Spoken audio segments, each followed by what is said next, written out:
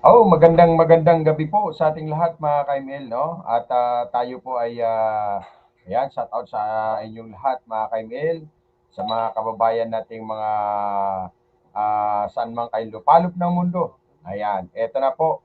Karambola na po ang Senado mga ka-ML at ito ay simula na ang debate ng impeachment ni vpsarah mga ka-ML. Tunghayan po natin dito mga ka-ML ang kanila mga ang kanila mga dito, mga debate mga ka-ML. Ate pong tunghayan. Yan, palike answer mga ka-ML. Thank you so much. Okay. National anthem. Thereafter, they shall render a song entitled Awit ng Isang Batang Bayani.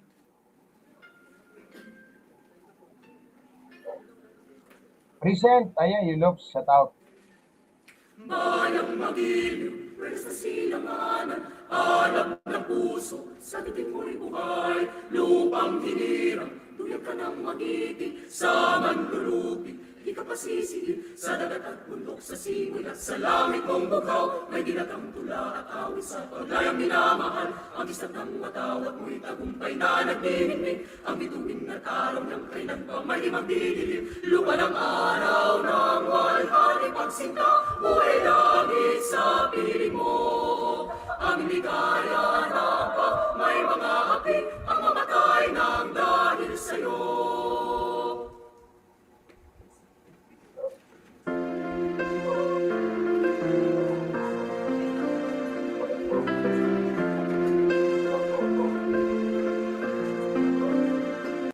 So ito mga ka-ML at kanina-kanina lang po ang kanilang mga tawag dito, ang kanilang mga pre-con mga ka-ML ay kanya-kanyang painitan mga ka-ML.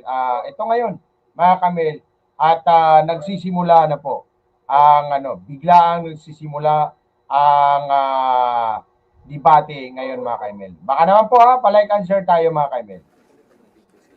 With 23 senators voting in the affirmative, 0 All negative, 0 about abstentions, Senate Bill number 2821 Dipsitan. is approved on third reading. Shout Majority Leader. out. Mr. President, I move to consider on third reading Senate Bill number 2868, the bill on the Anti-Pogo Act of 2025. I so move, Mr. President.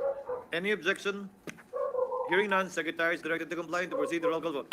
An act banning and declaring illegal offshore gaming operations in the Philippines and other operations related thereto, repealing for the purpose RA 11,500. Wait lang mga ka-ML Ate Roll call pong vote. ito. Honorable Senators Binay, Cayetano A, Cayetano P, De La Rosa, Ejercito, Estrada, Gatchalian, Go, Ontiveros, Zubiri, the Senate President.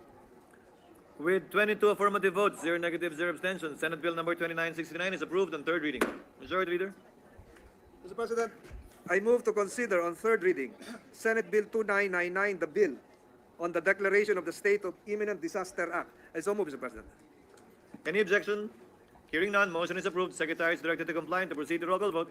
An act establishing a mechanism on the declaration of state of imminent disaster, providing the criteria for its declaration and lifting, enabling anticipatory measures and appropriating funds therefore.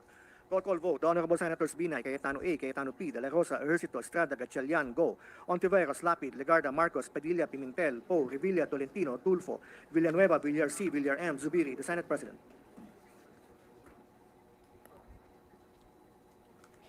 With 21 affirmative votes, 0 negative, 0 abstentions, Senate Bill number 2999 is approved on third reading. Majority Floor Leader. Senate President Pro Tempore seeking the floor, Mr. President. Mr. President, What is the pleasure of the Honorable Senate President Pro Tem, Jingo Estrada? this representation being the main author of this particular bill, which has been passed only on third reading, would like to insert into the records his appreciation of the speech of appreciation, and the majority floor leader has intimated to me that he wanted to be a co-author of this particular bill, Mr. President. That's all, Duly Mr. noted and entered into the records. Majority Floor Mr. Leader. President, the Deputy Minority Leader is seeking the floor.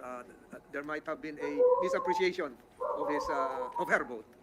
What is the pleasure of the Honorable Deputy Minority Floor Leader, the Honorable Ontiveros? Salamat, Mr. President, at salamat sa Majority Leader. I just wish to clarify that my vote on the PhilAtom bill was recorded as a no, because it was recorded as a no, Mr. President.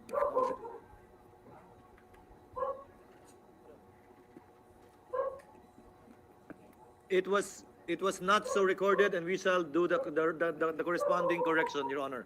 based on your manifestation now. Thank you, Mr. President. And further, I would just like to enter into the record my explanation of no vote on the PhilAtom bill, as well while I'm here at the rostrum, Mr. President, to request also that my explanation of yes vote to the anti-POGO bill also merely be entered into the record. Salamat tabi, Mr. President, and again to the Majority Leader. Given the manifestation of the Honorable Ontiveros, let the record be corrected and to read that insofar as the PhilAtom bill is concerned, 22 affirmative votes and 1 negative vote, subject to the insertion into the records of the explanation of vote of the Honorable Ontiveros. So ordered. Thank you, Mr. President. Majority Leader. Mr. President, I move to consider on third reading Senate Bill number 2613. This is the bill on the equitable access to Sharia courts. I so move, Mr. President. Any objection? Hearing none, Secretary is directed to comply to procedural call vote. An act providing for equitable access to Sharia courts, amending RA 9997. Roll call vote. The Honorable Senators Binay, Cayetano A, Cayetano P, De La Rosa, Ejercito Estrada, Gatchalian, Go, Ontiveros, Lapid, Legarda, Marcos, Padilla, Pimentel, Poe, Revilla, Tolentino, Tulfo, Villanueva, Villar C, Villar M, Zubiri, the Senate President. With 21 affirmative votes, 0 negative, 0 abstentions, Senate Bill number 2613 is approved on third reading. Majority Leader. Mr. President, I move to consider on third reading Senate Bill number 3000. This is the bill on the career progression system for public school teachers and school leaders. So move, Mr. President. Any objection?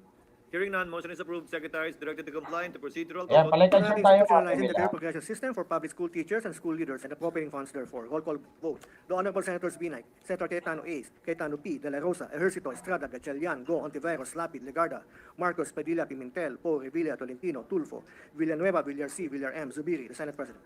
With 21 affirmative votes, 0 negative, 0 abstentions, Senate Bill number 3000 is approved on third reading. Majority Leader. Mr. President, I move to consider on third reading House Bill number 10535. This is the bill on the amendments to the National Internal Revenue Code in relation to denatured alcohol. I so move, Mr. President. Any objection? Hearing none, motion is approved. Senate Secretary is directed to comply to procedural call vote.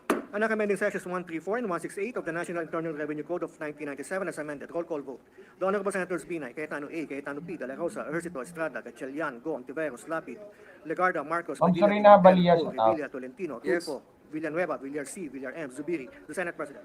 With 21 affirmative votes, 0 negative, 0 abstention, House Bill number 10535 is approved on third reading. Majority Floor Leader. Mr. President, I move to consider on third reading House Bill number 7500. This is the bill on the establishment of aquaculture feed mill plant in Panay, Capiz. So move, Mr. President. Any objection? Hearing none, motion is approved. Senate Secretary is directed to comply to procedural call vote. An act establishing an aquaculture feed mill plant in Bahit, Apanay, Capiz. Roll call vote. The Honorable Senators Binay, Cayetano A, Cayetano P, De La Rosa, Ejercito Estrada, Gatchalian, Go, Ontiveros, Lapid, Legarda, Marcos, Padilla, Pimentel, Poe, Revilla, Tolentino, Tulfo, Villanueva, Villar C, Villar M, Zubiri, the Senate President. With 21 affirmative votes, 0 negative, 0 abstention, House Bill number 7500 is approved on third reading. Majority Floor Leader. Mr. President, I move to consider on third reading House Bill number 10242. This is the bill granting electric franchise to Pampanga Rural Electric Service Cooperative, Presco. I so move, Mr. President. Any objection? Hearing none, Senate Secretary is directed to comply to procedural call vote. An act granting the Pampanga Rural Electric Service Cooperative a franchise for the conveyance of electric power to the end users in 34 barangays in Mexico, Araya, Santa Ana, and Magalang, Pampanga. Roll call vote. The Honorable Senators Binay, Cayetano A, Cayetano P, De La Rosa, Ejercito Estrada, Gatchalian, Go, Ontiveros, Lapid, Legarda, Marcos, Padilla, Pimentel, Poe, Revilla, Tolentino, Tulfo, Villanueva, Villar C, Villar M, Zubiri, the Senate President. With 21 affirmative votes, 0 negative, 0 abstention, House Bill number 10242 is approved on third reading. Before we continue, upon the request of and clarification of the Honorable Legarda, Chair would like to once again correct the vote in regard to Senate Bill number 2899 on the Nuclear Safety and Security Safeguards Utilization Act, for her vote to be recorded as having abstained. So for the record, the vote on Senate Bill number 2899 shall be 21 in the affirmative, 1 negative, and 1 abstention.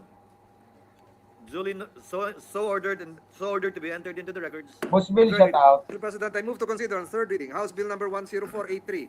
This is the bill granting electric franchise to Benguet Electric Cooperative, Inc. I so move, Mr. President. Any objection?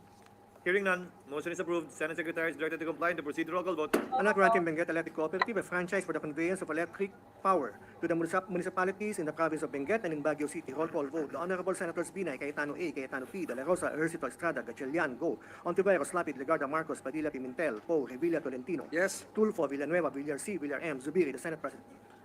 With 21 affirmative votes, 0 negative, 0 abstention, House Bill number 10483 is approved on third reading. Majority Leader? Mr. President, I move to consider on third reading House Bill number 10243. This is the bill granting electric franchise to Aklan Electric Cooperative, AKELCO. So move, Mr. President. Any objection?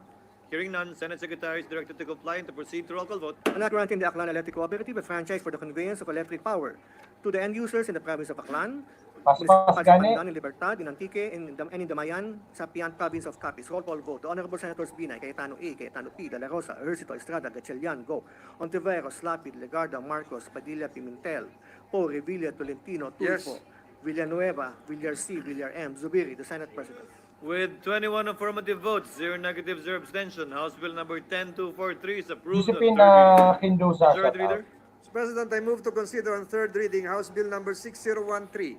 This is the bill on the creation of Barangay Pulong Bulo in San Fernando, Pampanga. So move, Mr. President. Any objection? Hearing none, Senate Secretary is directed to comply and to proceed to roll call vote.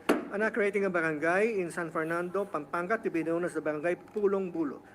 Roll call vote. The Honorable Senators Binay, Cayetano A, Cayetano P, De La Rosa, Ejercito, Estrada, Gatchalian, Go, Ontiveros, Lapid, Legarda, Marcos, Padilla, Pimentel, Po, Revilla, Tolentino, Tulfo, Villanueva, Villar C, Villar M, Zubiri, the Senate President.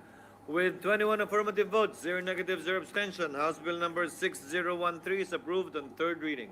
Majority Leader? Mr. President, I move to consider on third reading House Bill number 5555. This is the bill on the creation of Barangay Friendship Village Resources in Norsagaray, Bulacan. I so move, Mr. President. Any objection? Hearing none, Secretary is directed to comply and to proceed to roll call vote. An act creating a barangay in Norsagaray, Bulacan, to be known as the Barangay Friendship Village Resources or Barangay FVR. Roll call vote. The Honorable Senators Binay, Cayetano A, Cayetano P, De La Rosa, Ejercito, Estrada, Gatchalian, Go, Ontiveros, Lapid, Legarda, Marcos, Padilla, Pimentel, Po, Revilla, Tolentino, Tulfo, Villanueva, Villar C, Villar M, Zubiri, the Senate President. With 21 affirmative votes, 0 negative, 0 abstention, House Bill number 5555 is approved on third reading. Mr. President, I move to consider on third reading House Bill number 10885. This is the bill establishing the Zamboanga del Sur 2nd District Hospital. I so move, Mr. President. Any objection? Hearing none, Secretary is directed to comply and to proceed to roll call vote. An act establishing in San Miguel, Zamboanga del Sur, the Zamboanga del Sur 2nd District Hospital. Roll call vote. The Honorable Senators Binay, Cayetano A, Cayetano P, De La Rosa, Ejercito, Estrada, Gatchalian, Go, Ontiveros, Lapid, Legarda, Marcos, Padilla, Pimentel, Po, Revilla, Tolentino, Yes. Tulfo, Villanueva, Villar C, Villar M, Zubiri, the Senate President. With 21 affirmative votes, 0 negative, 0 abstention, House Bill number 10885 is approved on third reading. Majority Leader? Mr. President, I move to consider on third reading House Bill number 11162. Romantic Mon, shout out. This is the bill establishing the Aurora Medical Center in Balera, Aurora. I so move, Mr. President. Any objection? Hearing none, Secretary is directed to comply and to proceed to roll call vote. An act establishing in Baler, Aurora, the Aurora Medical Center. Roll call vote. The Honorable Senators Binay, Cayetano A, Cayetano P, De La Rosa, Ejercito, Estrada, Gatchalian, Go, Ontiveros, Lapid, Legarda, Marcos, Padilla, Pimentel, Po, Revilla, Tolentino, Tulfo, Villanueva, Villar C, Villar M, Zubiri, the Senate President. With Bro, Orlando 21 Nicolas, affirmative shout out. votes, 0 negative votes, 0 abstention, House Bill number 11162 is hereby approved on third reading. Majority Leader? I move to consider third reading House Bill number 11163. This is the bill establishing the Liloy General Hospital in Liloy. Bro, Zamboanga kamuti mo to, del shout out. Norte. So move, Mr. President. Any objection? There being none, motion is approved. Secretary? An act establishing in Liloy, Zamboanga del Norte, the Liloy General Hospital. Roll call vote. The Honorable Senators Binay, Cayetano A, Cayetano P, De La Rosa, Ejercito, Estrada, Gatchalian, Go, Ontiveros, Lapid, Legarda, Marcos, Padilla, Pimentel, Po, Revilla, Tolentino, Tulfo, Villanueva, Villar C, Villar M, Zubiri, the Senate President. With 21 affirmative votes, 0 negative votes, 0 abstention, House Bill number 11163 is hereby approved on third reading. Majority Leader? I move to consider in third readings House Bill number 10080. This is the bill upgrading the Quirino Province Medical Center. So move, Mr. President. Any objection? Hearing none, motion is approved. Secretary, please. An act upgrading the Quirino Province Medical Center in Cabarigis, Province of Quirino, into a Level 3 General Hospital. Roll call vote. The Honorable Senators Binay, Cayetano A, Cayetano P, De La Rosa, Ercito, Estrada, Gatchalian, Go, Ontiveros, Lapid, Legarda, Marcos, Padilla, Pimentel, Poe, Revilla, Tolentino, Tulfo, Villanueva, Villar C, Villar M, Zubiri. The Senate President. With 21 affirmative votes, 0 negative votes, 0 abstention, House Bill number 10080 is hereby approved on third reading. Majority Leader. I move to consider third reading House Bill number 10405. This is the bill establishing the Dinagat Island State College. So move, Mr. President. In objection, there being none, motion is approved. And establishing a state college in the Lone District of the province of Dinagat Islands. Roll call vote. The Honorable Senators Binay, Cayetano A, Cayetano P, De La Rosa, Ejercito, Estrada, Gatchalian, Go, Ontiveros, Lapid, Legarda, Marcos, Padilla, Pimentel, Poe, Revilla, Tolentino, Tulfo, Villanueva, Villar C, Villar M, Zubiri, the Senate President. With 21 affirmative votes, 0 negative votes, 0 abstention, House Bill number 10405 is hereby approved on third reading. Majority Leader. I move to consider third reading House Bill number 10622. This is the bill establishing the Sarangani State College. So move, Mr. President. In objection, there being none, motion is approved.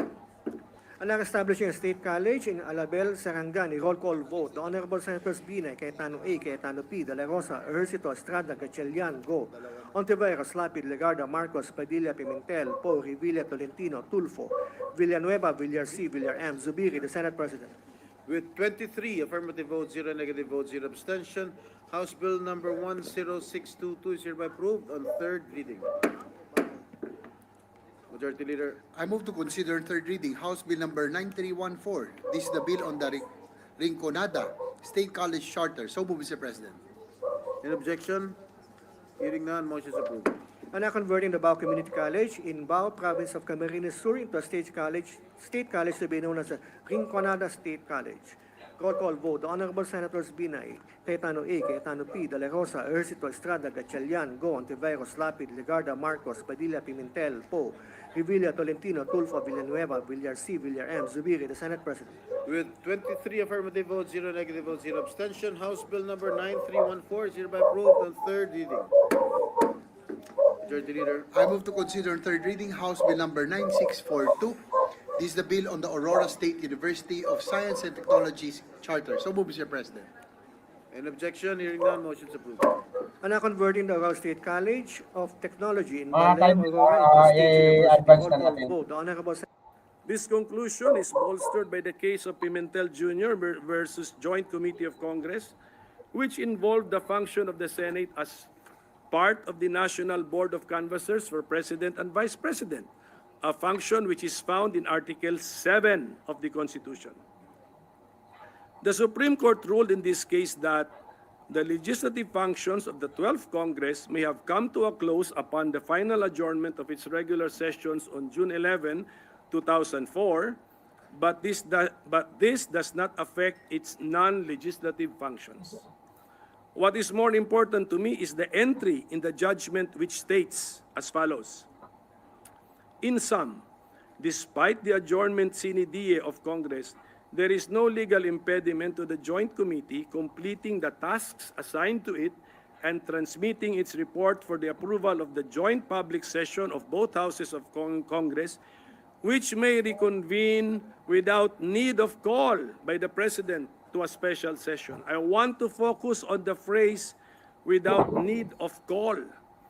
There shall be no need of a call because the Constitution itself recognizes Congress's existence as the National Board of Canvassers for the presidential and vice presidential elections and mandates the holding of a joint public session.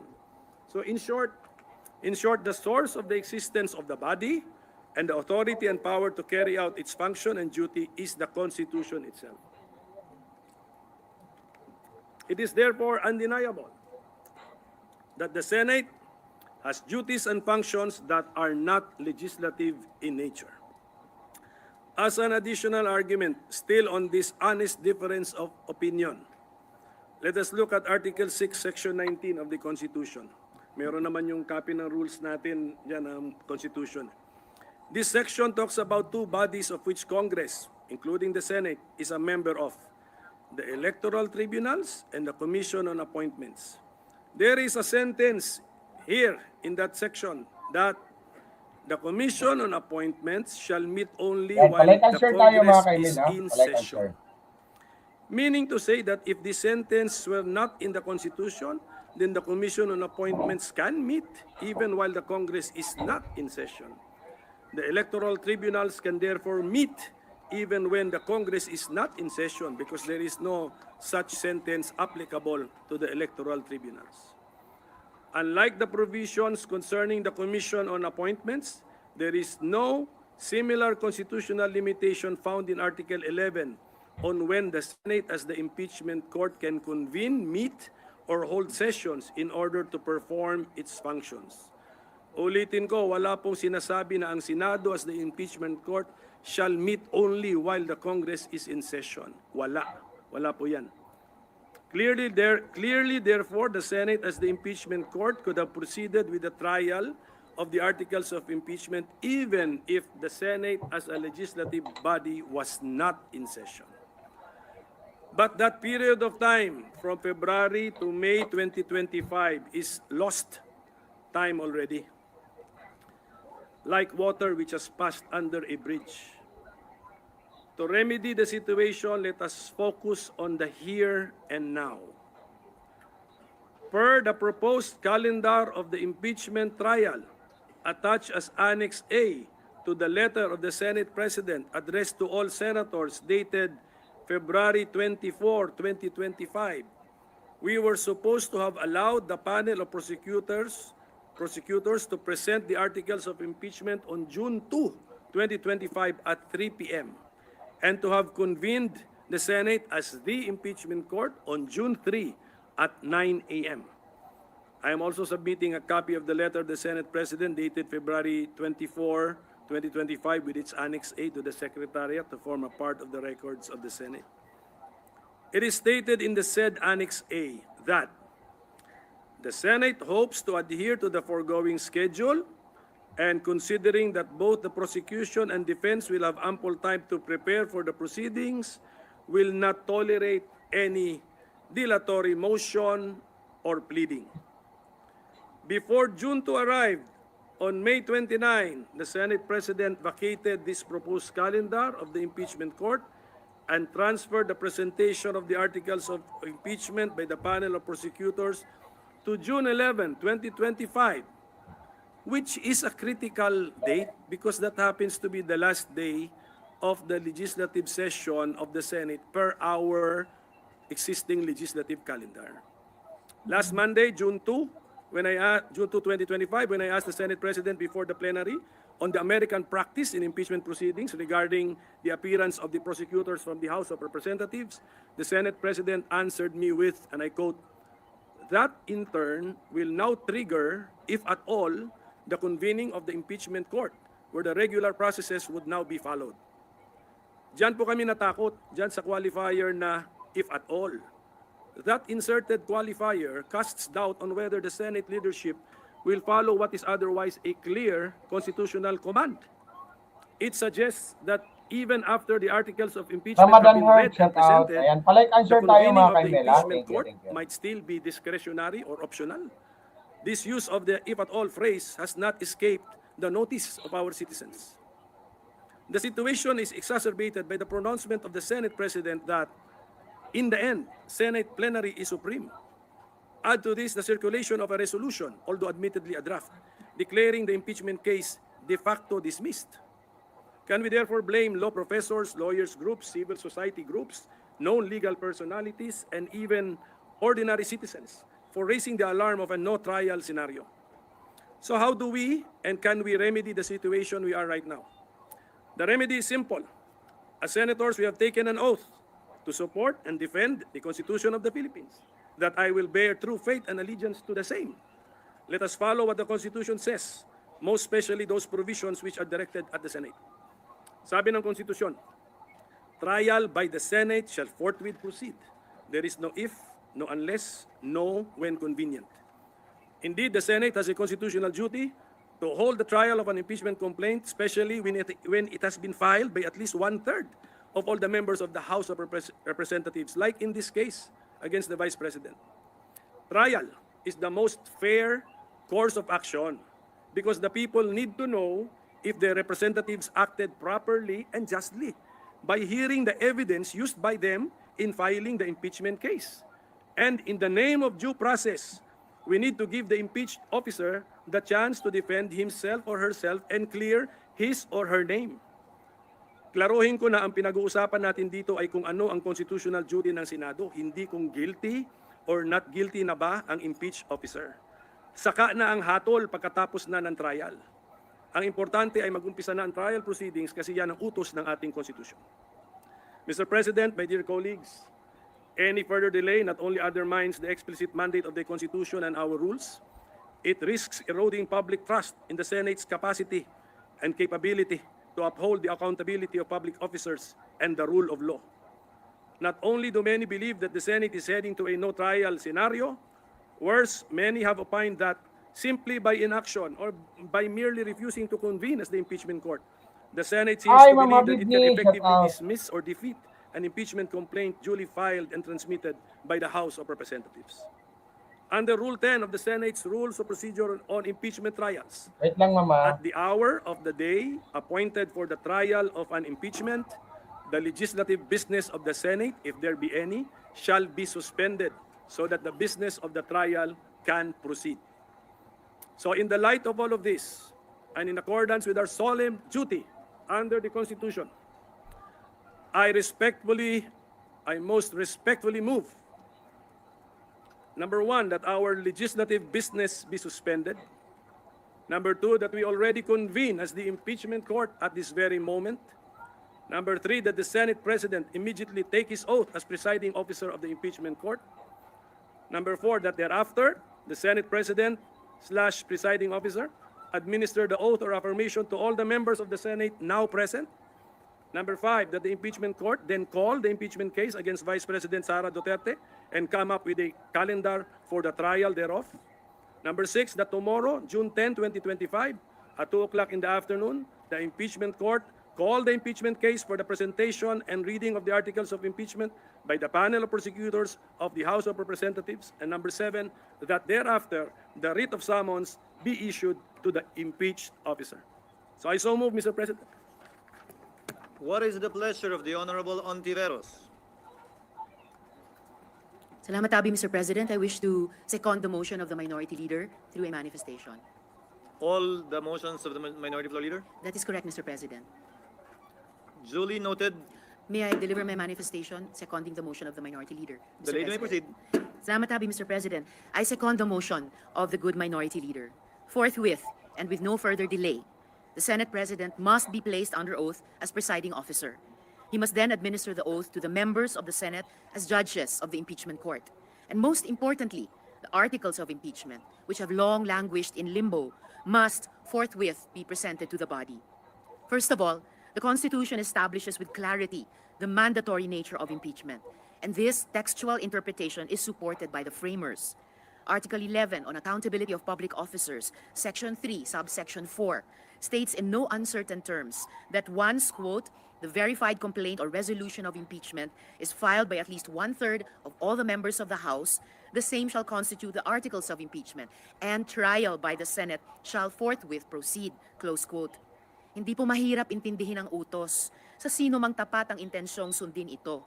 Ang paglilitis ay dapat agarang simulan nang walang pag-iwas o iba pang pagpapaliban. In fact, retired Justice Adolfo Azcuna, who wrote the procedural section that included the word forthwith, said that it meant, and I quote, immediately and without unreasonable delay, or in the national language official version, agad-agad, close quote.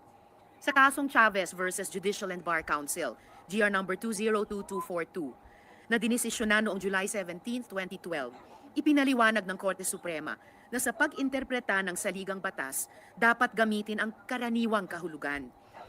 Quote, it is a well-settled principle of constitutional construction that the language employed in the Constitution must be given their ordinary meaning. Close quote. Simple lang po ang dahilan. Quote, the Constitution is not merely or not primarily a lawyer's document, but essentially that of the people, in whose consciousness it should ever be present as an important condition for the rule of law to prevail. Wala pong pagdududa. The impeachment trial must begin immediately, agad-agad, walang pag-iimbot. Yan rin ang paninindigan ng mga mismong naging bahagi ng pagbuo ng ating konstitusyon, kasama sina Attorney Rene Sarmiento, Chairperson Christian Monsod, at ang nabanggit kong si retired Supreme Court Justice Azcuna. Kahit ang mga propesor at praktikante ng batas sang-ayon na dapat simulan ang paglilitis sa lalong madaling panahon. Kasama dito ay mula sa Philippine Bar Association, University of the Philippines College of Law, Ateneo Schools and Colleges of Law, De La Salle University Tanyada Jokno School of Law, San Beda University Graduate School of Law, Philippine Law School, University of Santo Tomas, Lyceum of the Philippines College of Law, Adamson University College of Law, Colegio de San Juan de Letran, at Union of People's Lawyers Mindanao. I will submit these statements to the Secretariat and ask that they be made part of the official records of the Senate as annexes Ang dami to mong this binanggit ka na. manifestation, seconding the motion of the Minority Leader. Moreover, a textual reading of the provisions on impeachment vis-a-vis the other provisions involving the legislature actually supports the contention that the impeachment proceeding is not bound by the legislative calendar. Ayon sa saligang batas, quote, "The Commission on Appointments shall meet only while the Congress is in session at the call of its chairman or a majority of all its members to discharge such powers and functions as are herein conferred upon it," close quote. There is no such qualifier to be found in the provisions on impeachment. Secondly, beyond the textual clarity of the Constitution, the law should be interpreted to give life to its spirit. Ratio legis est anima. I am here before you to also appeal to the deeper purpose of the law. And the spirit of the impeachment power is unmistakable. It is accountability. It is to ensure that no public officer, however powerful, is above the Constitution. Sinasabi nila na ang impeachment ay nasa Article 11 or Accountability of Public Officers, portion ng ating saligang batas, at hindi nasa Legislative Powers o Article 6 to underscore that impeachment was never meant to be part of the legislative process. Tama po iyon. However, there is a deeper reason to be fleshed out. It is because the power to impeach is, at heart, the power, nay, the duty to hold public officers accountable and to protect democracy from the abuse of power by the highest officials, public officials of our land. This process must not be rendered impotent through procedural subterfuge. Dapat po nating alalahanin na ang salita at diwa ng mga probisyon ng saligang batas ay hindi dinesenyo para lang paglaruan ng mga abogado. Itinakda ang mga ito para bigyang kahulugan at kapangyarihan ang taong bayang Pilipino. Sa pinakaunang probisyon ng Article 11 kung saan matatagpuan ang impeachment ay nakasaad, quote, "Public office is a public trust. Public officers and employees must at Senator all Miranda, times be shout out. accountable to the people," close quote. Sa Article 1, Section 1 naman, quote, "Sovereignty resides in the people and all government authority emanates from them," close quote. Ang kapangyarihan ng bawat opisyal ng pamahalaan ay hinihiram lang po natin sa taong bayan. At ang kapangyarihang ito ay nakasalalay sa patuloy nilang pagtitiwala at sa patuloy nating pagiging katiwa-tiwala. Ang pagdinig ng mga akusasyon sa impeachment trial ay itinalaga ng saligang batas para sukatin kung karapat-dapat pa ring patuloy na ipagkatiwala sa mga pinakamataas na opisyal ng pamahalaan ang lubos na kapangyarihang iniatas ng taong bayan sa kanila. Proteksyon nito laban sa pagbabaluktot ng batas, malubhang abuso, korupsyon at pagtataksil sa interes ng publiko. Ang pagtakas sa responsibilidad na ito ay insulto sa bawat Pilipino. Thirdly, nothing in the Senate Rules of Procedure in impeachment trials provides basis for this inordinate delay. Much has been said about attempts to follow proper procedure, but our own Senate Rules of Procedure on impeachment trials are bereft of any basis to justify the undeniable delay that has defined the Senate's proceedings thus far. Wala pong sinabi sa rules on impeachment na susundin ang legislative calendar, na bawal mag-impeachment trial on legislative recess, o na pag tinransmit sa last day yung articles of impeachment ay kailangang in limbo ito, nakabitin sa ere.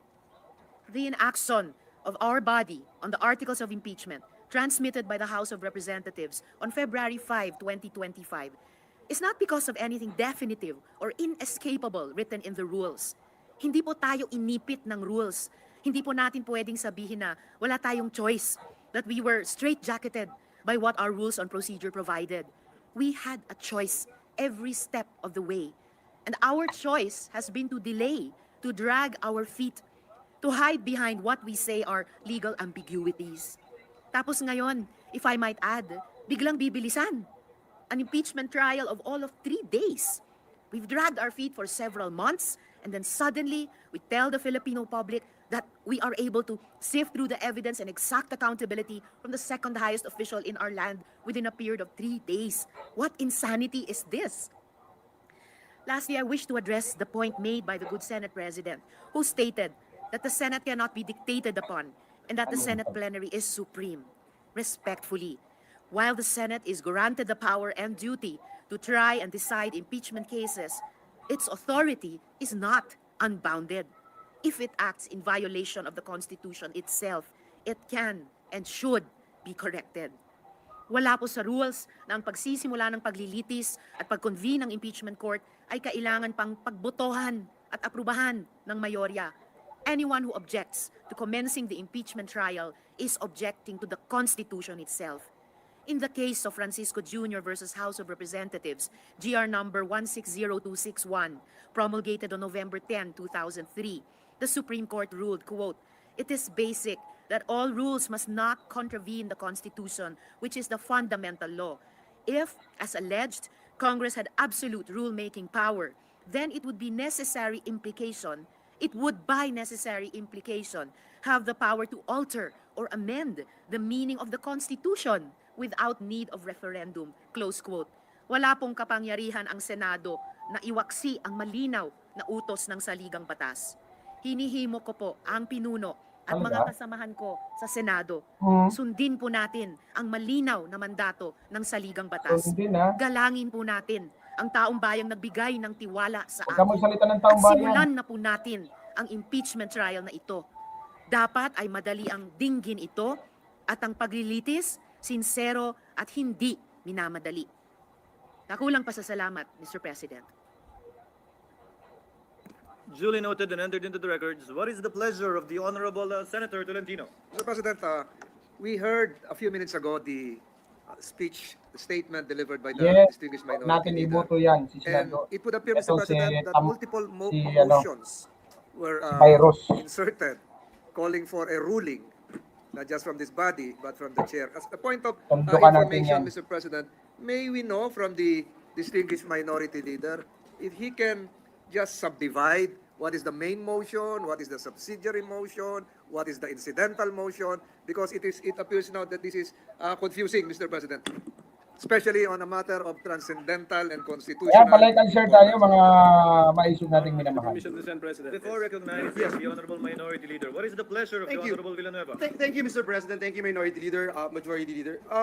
With the indulgence of our dear colleagues, this Ay, might be meron a prejudicial question before we actually dispense with the motion of the Minority Leader. But first things first, Mr. President, let me state for the record this representation's position from day one, Mr. President. The word forthwith, the crossing from 19th to 20th Congress, everything that the Minority Leader mentioned, Mr. President, ay sinishare ng representation na ito. Kailangan mag-convene ang impeachment court, kailangan magsimula.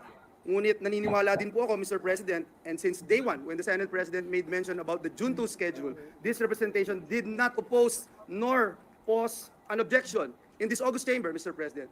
Because I believe what the Senate President is doing. When he extended it to June 11, I don't see any reason, or I would say undue delay, unnecessary delay, etc. Because I think all of us here during that time would agree that the trial would commence on the 20th Congress. And having said that, Mr. President, let me just put into the records, Mr. President, our own rules, Mr. President, in the rules of impeachment, Rule 1. The Senate President must actually issue a notice, Mr. President, to the House of Representatives. And that's the reason why he wrote a letter in June 2 and then June 11, Mr. President. If I heard it right, Mr. President, and that's why I wanted to be clarified on this particular issue. If I heard it right, the Minority Leader's motion is for us to stop legislative work and start taking the oath of the Senate President as the presiding officer of the impeachment court and the senator judges. it would also mean, Mr. President, that we assume that the impeachment proceeding, the articles of impeachment had already been referred, Mr. President, because we have not. And so let me just put that on record, Mr. President. And again, I thank the minority leader and again share his views about the immediate convening of our impeachment court. And I don't see Kalmado, any reason, shut Mr. up. President, why we should convene now than on Wednesday, Mr. President, which is 2 days from now.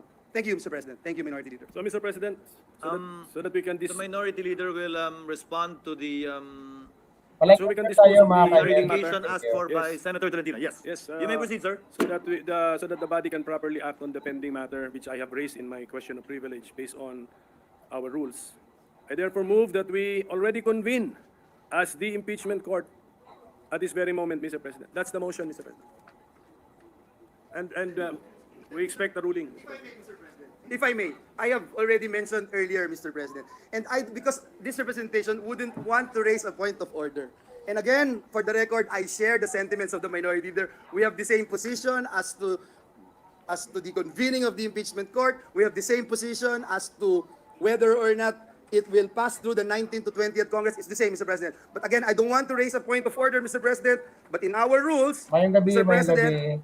you yourself, in Rule 1 of the Rules of Procedure on Impeachment Trials, let me quote, Mr. President, when the Senate receives articles of impeachment pursuant to Article 11, Section 2 and 3 of the Constitution, the President of the Senate shall inform the House of Representatives that the Senate shall take proper order on the subject of impeachment and shall be ready to receive the prosecutors on such time and date as the Senate may specify. So, Mr. President, I wanted to find out if the motion of the minority leader will push through. What would happen, Mr. President, if you have not issued any notice, Mr. President? What would happen to your letters? Now from June 2, ginawa nating June 11. Does it also mean, Mr. President, na baliwala na po ito? So that is just a procedural question, Mr. President. And again, let me put again on the record that I have the same position as the minority leader, that if we can convene as much as possible, Mr. President, the impeachment court, I would go for it, Mr. President. Thank you. Mr. President, there is Before no- Senator De La Rosa, the Honorable Yes, there Pimentel. is no basis to raise a point of order because no provision or section of our rules has been violated. And that factual question from our colleague that the Senate President shall take proper order on the subject of impeachment has been done. There is a letter from the Senate President to the House dated May 19, 2025. Which will be on June 11, Your Honor. No, hindi na po ito. Ang ibig sabihin lang po nito, itong ating Rule 1 ng ating Rules on Procedure on Impeachment Trials. Sabihin lang ng Senate President sa House that the Senate has taken proper order of the subject of impeachment and we are ready to receive the prosecutors on such date and time that we will tell you. So yun na po yun. So I think this has been satisfied by the, does the Secretary Plenty confirm big May vlogs, 19, 2025 communication from the Senate President to the House of Representatives? Tama po ba?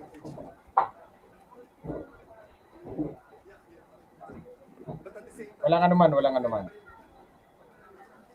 So ito mga kaimil ha. Ayan, palike answer tayo at ito ay talagang biglaan nilang ginawa ito mga kaimil. Pakinggan The lang po Secretariat natin. confirms a letter dated May 19 setting the convening of the impeachment court supposedly on June 3, which was later on amended at a later date, setting it on June 11. Before recognizing the Honorable De La Rosa, Chair would like to make a record that as stated in the February 24, 2025 letter of the Chair to all the members of the Senate, where we quoted all the relevant Supreme Court decisions and rules and the basis for the action of the Senate President and Chair, namely, citing precedents as well as the practice both in the past by the Senate of the Philippines and by the U.S. Senate, na nagsasabi, kailangan mabasa in open session ang articles of impeachment. This is clear from the practice in the United States where we lifted, as the gentleman previously stated, more than a majority of our rules, and this was also done in the impeachment complaint. The only impeachment complaint that actually went through to the end during the impeachment trial of Chief Justice Corona. The impeachment articles were read in plenary before it was referred to the impeachment court. However, it was done by the majority leader at that time. That was the first time it was done, not written in our rules too, but when the Secretariat checked precedents and practice in the United States, it was actually the House prosecutors that did it or who usually does it in the United States. Hence, the notice given for the June 2nd, June 3rd reading by the House prosecutors of the articles of impeachment. Thereafter, that will now be referred to the impeachment court, which will give rise to the creation of the impeachment court, the oath of this representation, as well as the members of the Senate, and the convening of the court to approve its rules and to set the calendar of the court, both either in this Congress or in the next Congress. For the record, as stated by Senator Villanueva, as I stated, both off the record, meaning in media interviews, that the chair is of the belief that this will cross over to the 20th Congress, very much like the citations given by the Honorable Pimentel. Not only because presidents in the U.S. so state, we have our own precedents too with respect to the Senate Electoral Tribunal, where the questions pertain to a term spanning 6 years, which therefore crosses over to the next Congress, despite the fact that the members of the Supreme Court constituting the SET and members of the Senate constituting the SET have been changed in the course of the change of the new Congress. And finally, as a point, Chair also made known its position that as a general rule, as a general principle, the law frowns upon starting something and not finishing it. Tulad na lamang ng mga kaso nakabinbin sa korte, hindi porkit nagpalit ng judge o nagpalit ng mga maestrado ng korte, automatic dismissed yung kaso. Magpapatuloy yung kaso hanggang yon ay matapos. Before recognizing Senator Pimentel, may I ask what is the pleasure of the Honorable De La Rosa, who was earlier raising his hand in the middle of the discussions? Mr. President, if I may, just very quick, With the permission Mr. President, of the with the Honorable permission De La of Rosa, my two colleagues, The Mr. Honorable President, Pimentel, the Honorable very Cayetano, short, Senator Mr. President, Villanueva is very short. recognized. Thank you very much, Mr. President. Very short lang, Mr. President. Again, I am in the same position of the minority leader, but I just wanted to make sure that we are doing the right thing, the right process, and that we are, because we are men of rules, Mr. President, we wanted to make sure that we are in the right position to do this. The reading and the referral of the articles of impeachment in session, Mr. President, was done during the impeachment of former President Estrada, November 14, 2000. During the impeachment of Ombudsman Gutierrez, it was also referred, Mr. President, in session, during the last day of session, March 23, 2011. In the impeachment of Chief Justice Corona, it was also referred, Mr. President. It's just that, that's why, Mr. President, I just have this belief that we should refer first, Mr. President, before we can make that motion. And I will join the gentleman from the minority, Mr. President. Thank you, Mr. President. Noted. Senator, what is the pleasure of the Honorable Cayetano? Thank you, Mr. President. Mr. President, Filipino I boy, just have shout to be out. clarified on some points, and this is in relation, of course, to the minority leader, the deputy minority leader, and to our former majority leader. So if I may proceed and just lay out the basis for my inquiry. The gentleman may proceed. Well, first let me start out by saying I pray for wisdom for all of us, and I ask everyone to continue to pray for wisdom for us. I also like to state before I say my inquiry, it's unfair to just blame the Senate President. 23 naman tayong senador eh. Conscious naman tayo lahat ng February 5. Nandito naman tayo, pwede naman tayo mag-object ng nung nag-adjourn, nung final yan. So, as the minority leader said, nandyan na yan, wag na natin tignan yung nakalipas. Forward na tayo, no? Second, I just want to comment dun sa mga law schools. I appreciate it, and I'm happy they're very active, and I'm happy that they have statements. But may I advise them also to be consistent? Kasi si Congressman Cardema nag-file ng impeachment laban sa Pangulo. Hindi tinanggap sa House eh. Wala naman ako narinig na mga sinasabi na dapat ang konstitusyon masunod at dapat tinanggap ng House yan. So of course, hindi naman trabaho ng mga law schools na in each and every impeachment case magsalita. Pero in a highly charged environment. Can you imagine, Mr. President, during the campaign, sa mismong media interviews ng top news channels natin, tatanungin yung kandidato, pag kayo nanalo, are you for or against the impeachment case? Eh, klaro naman ang sagot doon eh.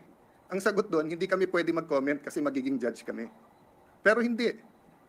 Sinagot pa rin ng mga kandidato at tinanong pa rin ng media. Pero kung konstitusyon ang masusunod, ang sagot doon iisa lang, mag-o-oath kami, dapat neutral kami. Eh kaya lang eleksyon eh. Kasi masama naman talaga timing ng pagka-file nito eh. Magpa-file ka during the campaign. That's the reality there. Kaya nga sa US, pagka-jury system, pwede mo i-sequester yung jury eh. Papayag ba tayo nung February na i-sequester tayong 23? Na ikukulong tayo at hindi tayo makikinig sa kahit anong media at i-determine natin ito? Maybe may papayag sa atin, meron hindi. But wag na tayo magsisihan.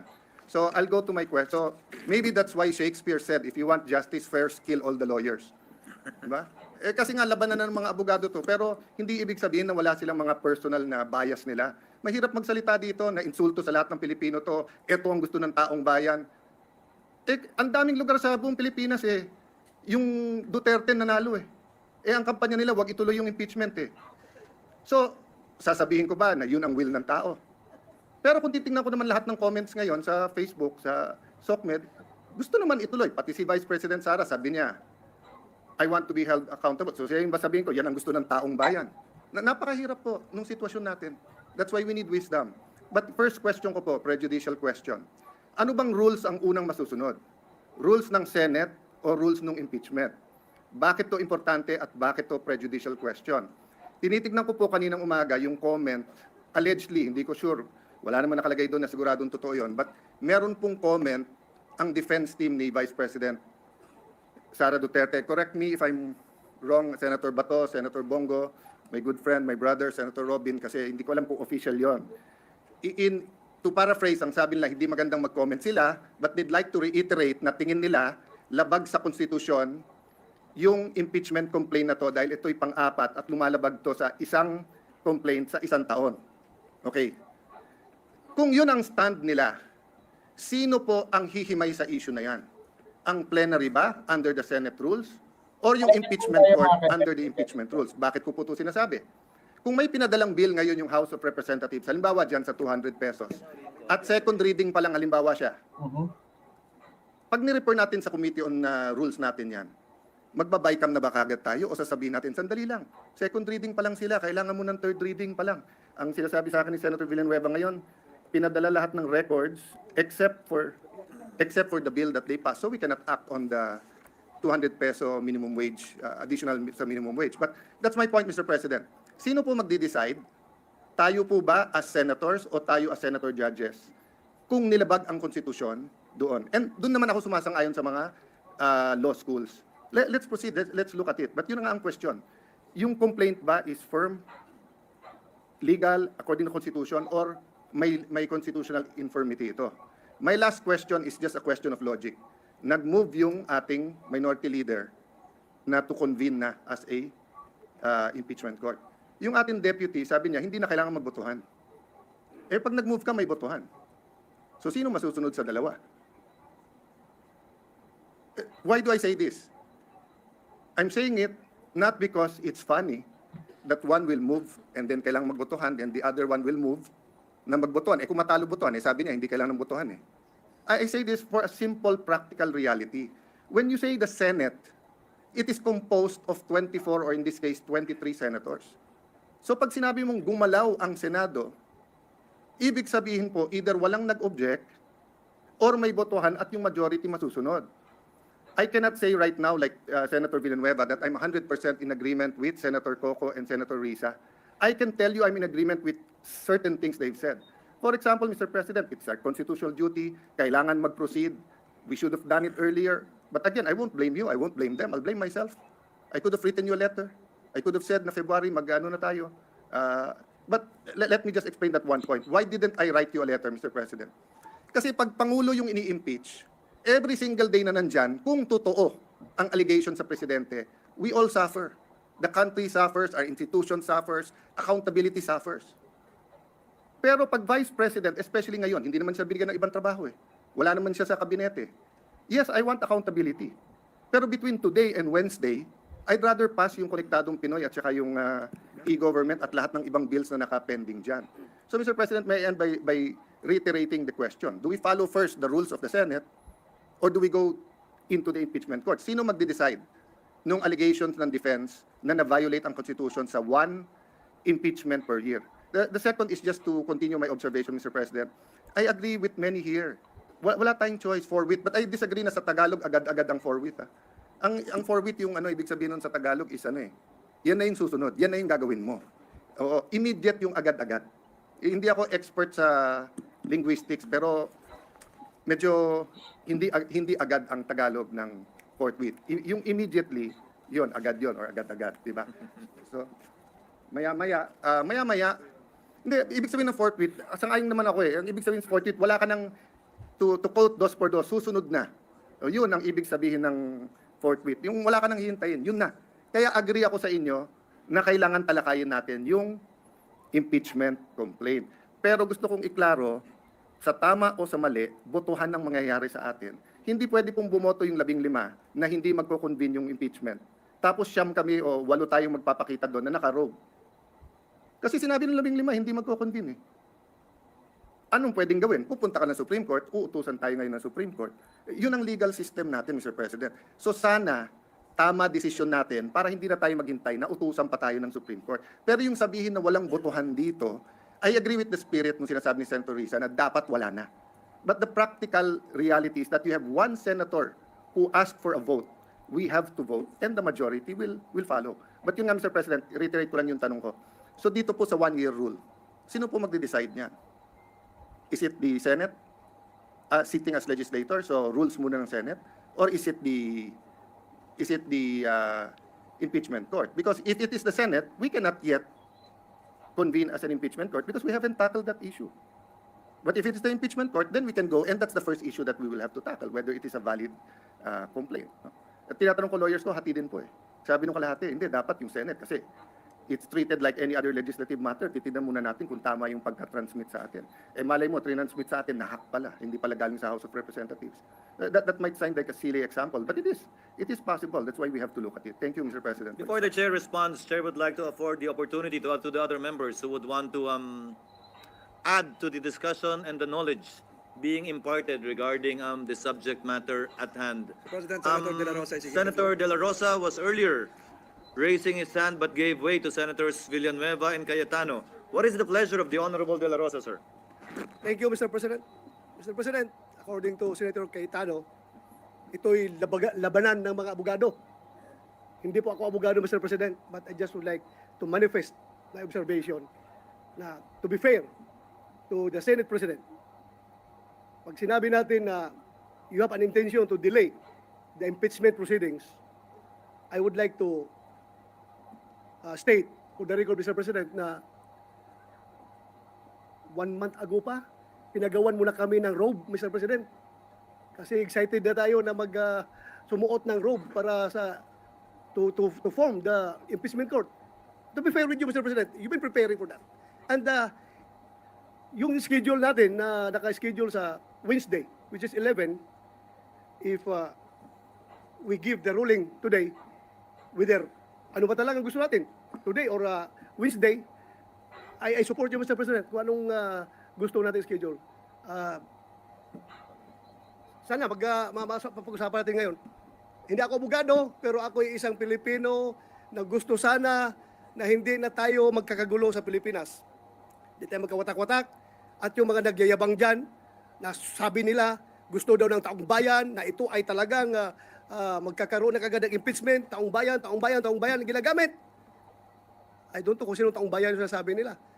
Because, alam ko, Mr. President, halos lahat ng tao ng Mindanao at ng Visayas, as I have observed during the campaign period, ang sabi sa atin is, Sir, ibubuto kita kung hindi ka magboto sa impeachment or hindi ka magboto sa conviction. Yun ang sinasabi ng taong bayan. Kaya please, do not use the term taong bayan palagi because taong bayan is hindi lang kayo. There are always two sides of the coin. Bakit ba? Wala bang value yung mga taong bayan na nagsasabi na ayaw namin ng impeachment? Gusto nila? Ang iba-value ng Senado ay yung mga tao lang na nagsasabi na forthwith kuno yung impeachment na yan. Banat, Senator. Ano, kalimutan na natin yung ibang tao na majority na nagsasabi na ayaw namin ng impeachment dahil panggugulo lang yan sa ating bansa. Lalo tayong nagiging divided. Lalo nasisira ang ating ekonomiya. Mga investors umaalis na dahil ang gulo ng Pilipinas. Tama yan. Yun lang po, Mr. President. I am 101% supporting you. What's your stand, Mr. President? Thank you, Mr. President. Noted and entered into the records. Senator Ontiveros, our Deputy Minority Floor Leader, is recognized. Salamat po, Mr. President. A comment on the second point of the good gentleman from Taguig Pateros, because there's nothing funny or illogical in and between the motion of the minority leader and the seconding of this representation. The motion of the minority leader is to convene at this very moment. That is what is to be subjected to a vote. Now, instead of on Wednesday. To convene at all Salita is naman not to be ano. voted upon. Sa usaping yan, Kawatan. sundin lang natin ang konstitusyon. Salamat, Mr. President. Mr. President. Mr. President. With the indulgence of Senator Pimentel, Chair recognizes Senator Cayetano, thereafter Senator Pimentel, thereafter Senator Padilla. Senator Cayetano, you may proceed. Mr. President, I don't want to further the division or the debate. And I wasn't making fun of it. Ang sinasabi ko po, the reality is may tama at mali, may moral, immoral, may legal at illegal. Hopefully, dun tayo parati sa tama. Hopefully, ang legal, yun din ang moral. Ang problema in a collegial body, Senate, House, Commission on Appointments, we move as one based sa pagboboto. So it's just showing the irony that if the minority leader was moving that we've convened now, and the deputy minority leader was saying, you don't need a vote. But if you can vote whether it's now or Wednesday, then I can also argue, then I can also move. Nasa ka na. If you can vote whether today or Wednesday, then you can also vote na next Monday or next Thursday. So that is the paradox we are in today. So whatever decision we make, sana may wisdom. Sana matupad ang konstitusyon, dapat matupad ang konstitusyon, dapat ang kalooban ng ating mga kababayan. But the reality is po, we will be acting as a body and the vote will matter. So yun lang po, and I don't have a debate. I respect what the majority and deputy minority leader has stated. You know, as I said, some of what they say I agree with, but we have to find it in our hearts that even if we disagree, we support the chamber. Senator Pimentel, thereafter Yes. Senator Padilla. Senator Pimentel, you may proceed. Just to respond to some of the points raised by Senator Joel Villanueva. Yung mahirap kung nasisingitan, Mr. President, nalilimutan natin yung topic. Mr. President, siguro i-inform ko lang yung body, no, na yung referral of an impeachment of the articles of impeachment to the Committee on Rules is not found in the rules of the Senate as a legislative body, and it's not found in the rules of the Senate as the impeachment court. So you cite past practice. Okay. But then, I don't think the Senate President will dispute my projection or my anticipation that he intended actually to introduce something new for this particular impeachment case. He will refer it, the plan of the Senate President is to refer the after the reading, the read articles of impeachment directly to the impeachment court. So ibig sabihin nun, talagang pwede tayong mag-introduce ng innovation because the past practice is not supported by the letters of our two sets of rules, Mr. President. So ang aking point is, we can actually, so the motion, actually, do not fear this motion because this motion will only take up little of our time. Ang gusto kong mangyari, hindi tuloy-tuloy ang ating, if we need to do some preliminary matters before the trial action. Ang trial action meaning to say may witness o witness stand, mayroong direct examination, cross-examination, malayo pa yan, after pa yan pag-filing ng mga answer at saka ng reply. Pero ang aking point is, we can convene the impeachment court so that we can now take the Senate President as presiding officer can take his oath. He can administer our oath. The Senate as the impeachment court is convened or has been convened. We can call the case and then preliminarily talk about the trial calendar of the said case. We will know when we call the case, when we ask the clerk of court to call the case or cases, malalaman natin anong case load natin. And I believe isa lang ang ating case load. So we have to now come up with a trial calendar for that case. So that will be the effect of the motion, Mr. President, if it is carried.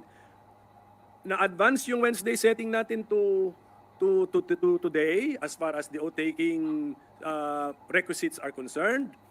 We devote a little time to come up with a trial calendar. It can be a preliminary trial calendar.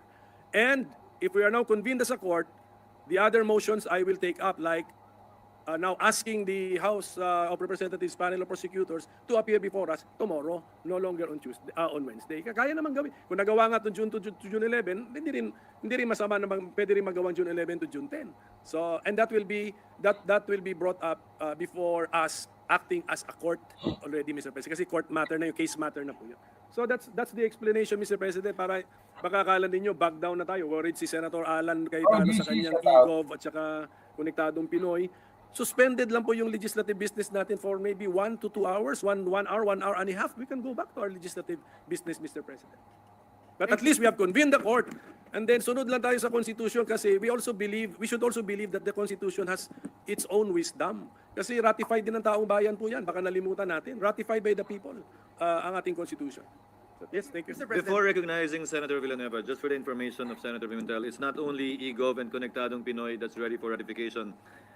Ready for ratification would also include the virology bill, the expanded Philippine Science High School system, and the 99-year lease bill. Just for the record. I think, Mr. President, since I still have the floor, I think last session day natin we suspended, we adjourned at close to midnight.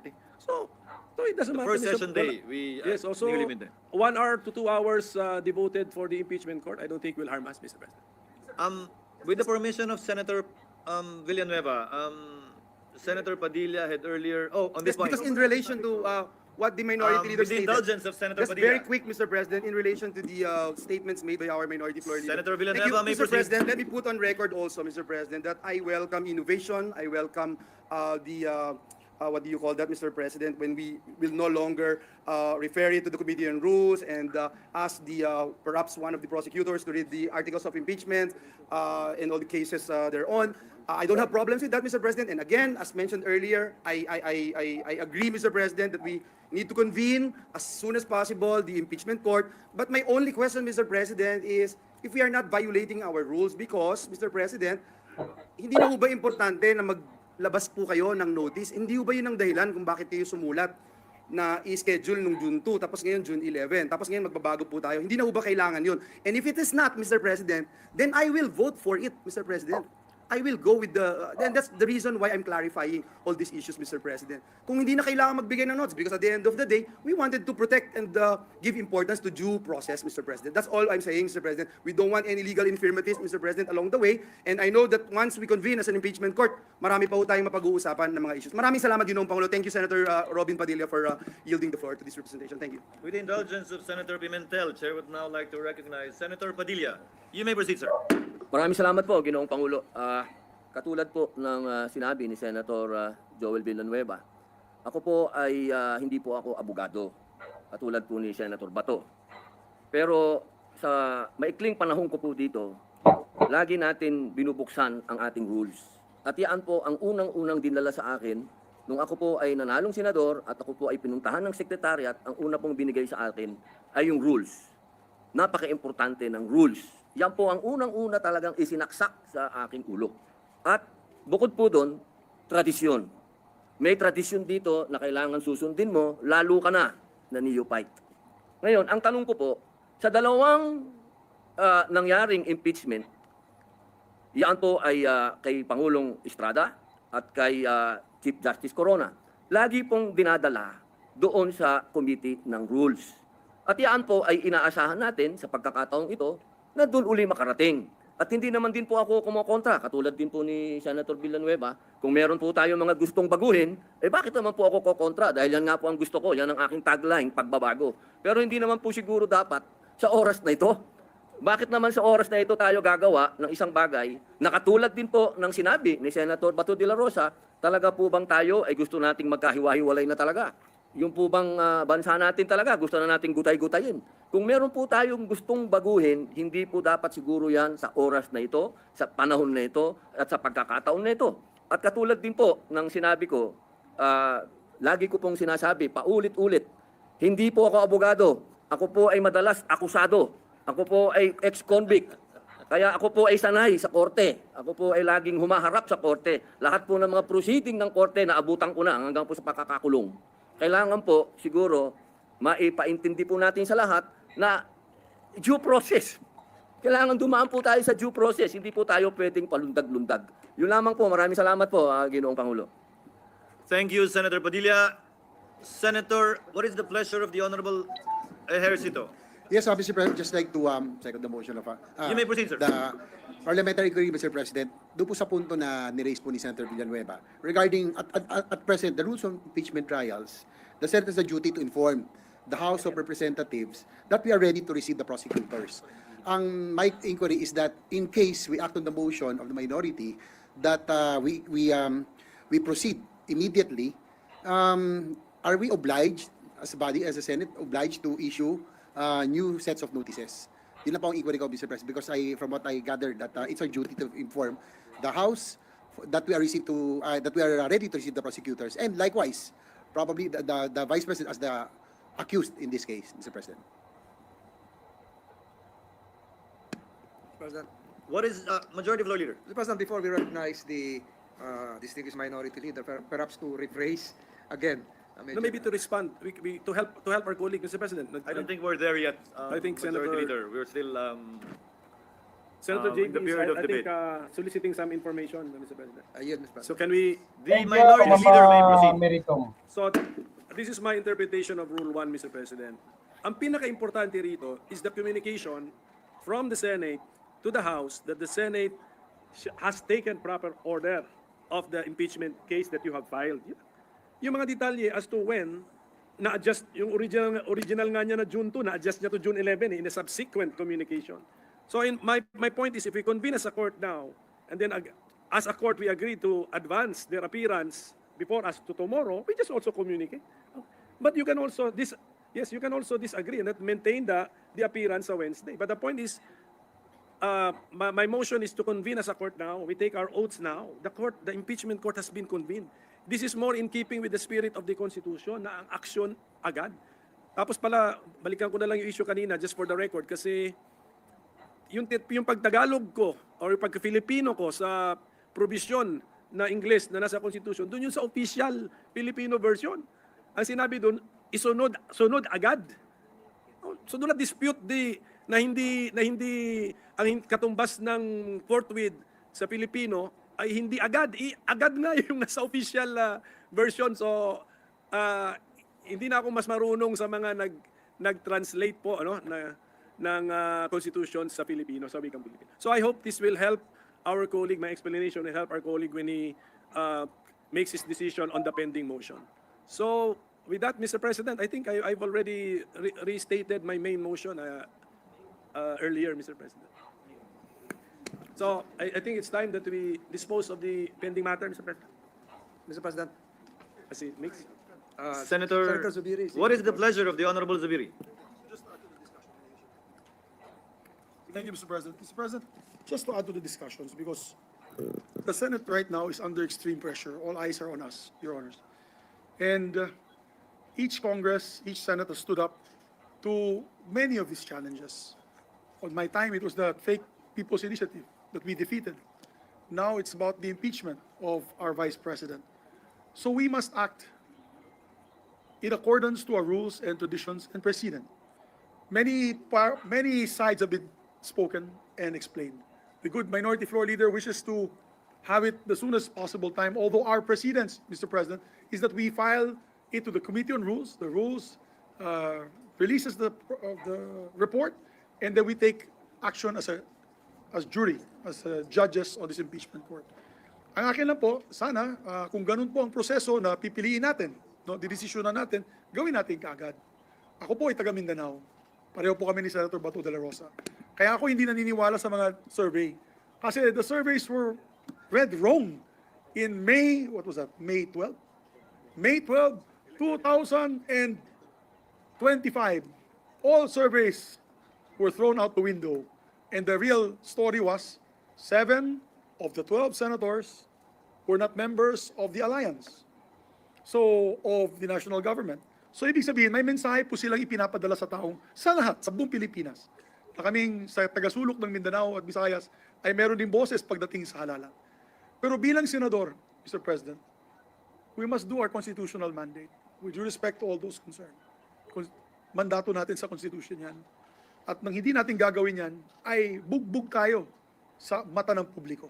So that's why I agree with the minority floor leader. whatever the outcome of the trial, you end up voting. For one, I think it is a weak case, but I will reserve my judgment until all the evidence is presented to us, and then we will make the proper vote when the time comes.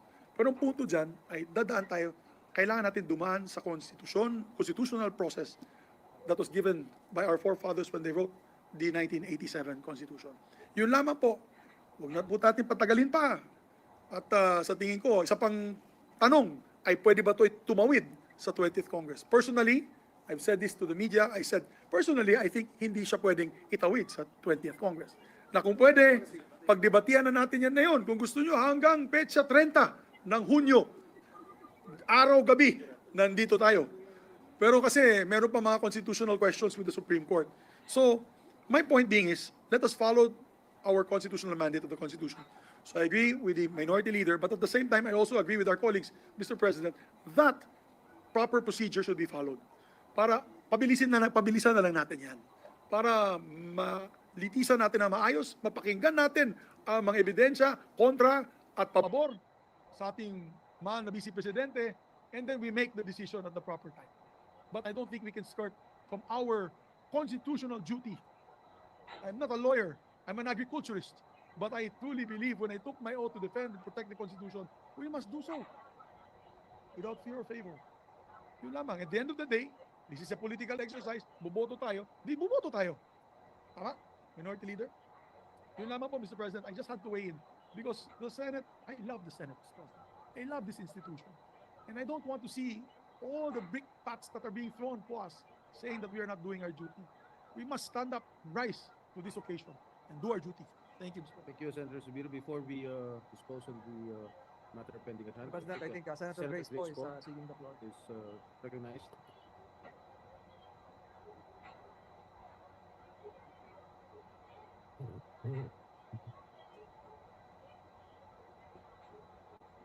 Mr. President, it's really, I think, beneficial for all of us to have heard also the opinions and also the research of our colleagues, particularly what was mentioned by both Senator Coco and Senator Risa, na it doesn't really matter what our personal opinions are with regards to the issue.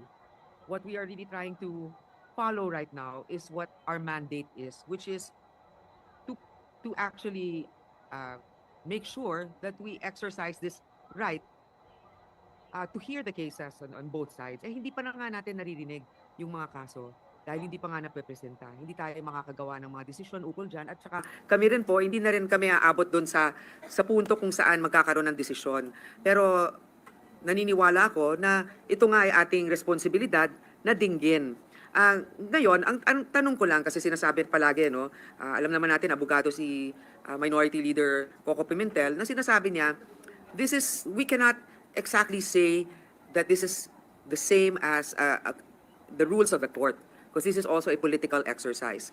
Meaning, I also agree that it can continue. Kasi nga, di ba yung sa Senate Electoral Tribunal cases na natapos na yung isang Congress, ay patuloy pa rin yung mga kaso dyan. So, pero ang isang tanong ko, ewan ko kung may makakasagot nito, kasi di ba, ang official date na matatapos talaga yung 19th Congress is June 30, di ba? So, is there anything in the rules that says that even if we adjourn on the 11th, na pwede pang ipagpatuloy yan kung if the Senate President, for example, makes a motion and then we vote on it?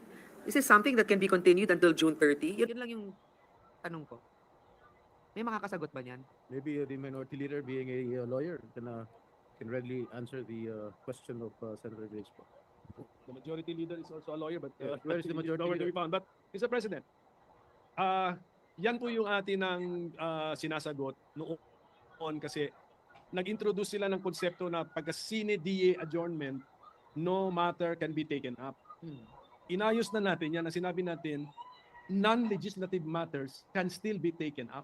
Kaya meron So, mga hearing. Yes, up to, no, hindi na, non-legislative na kasi ang committee hearings, legislative pa rin yun. So a non-legislative matter can still be taken up. Pero may hangganan, up to, may hangganan yung kami, for example, na end of term, hanggang 12 noon of June 30 lang kami, 2025, pwede mag-participate sa non-legislative matters because our terms are ending or have ended. No, So, exactly my point. So you can still participate because it's a political exercise, not necessarily legislative, Yes. hanggang June 30. 12 noon. Kami po magagraduate na, opo. Okay. Eh, paano yung mga hindi mag-graduate? Well, no problem. Tuloy-tuloy. Mr. President. Because at a minute after 12 noon, actually, or a split second after 12 noon, the newly elected senators are joining you.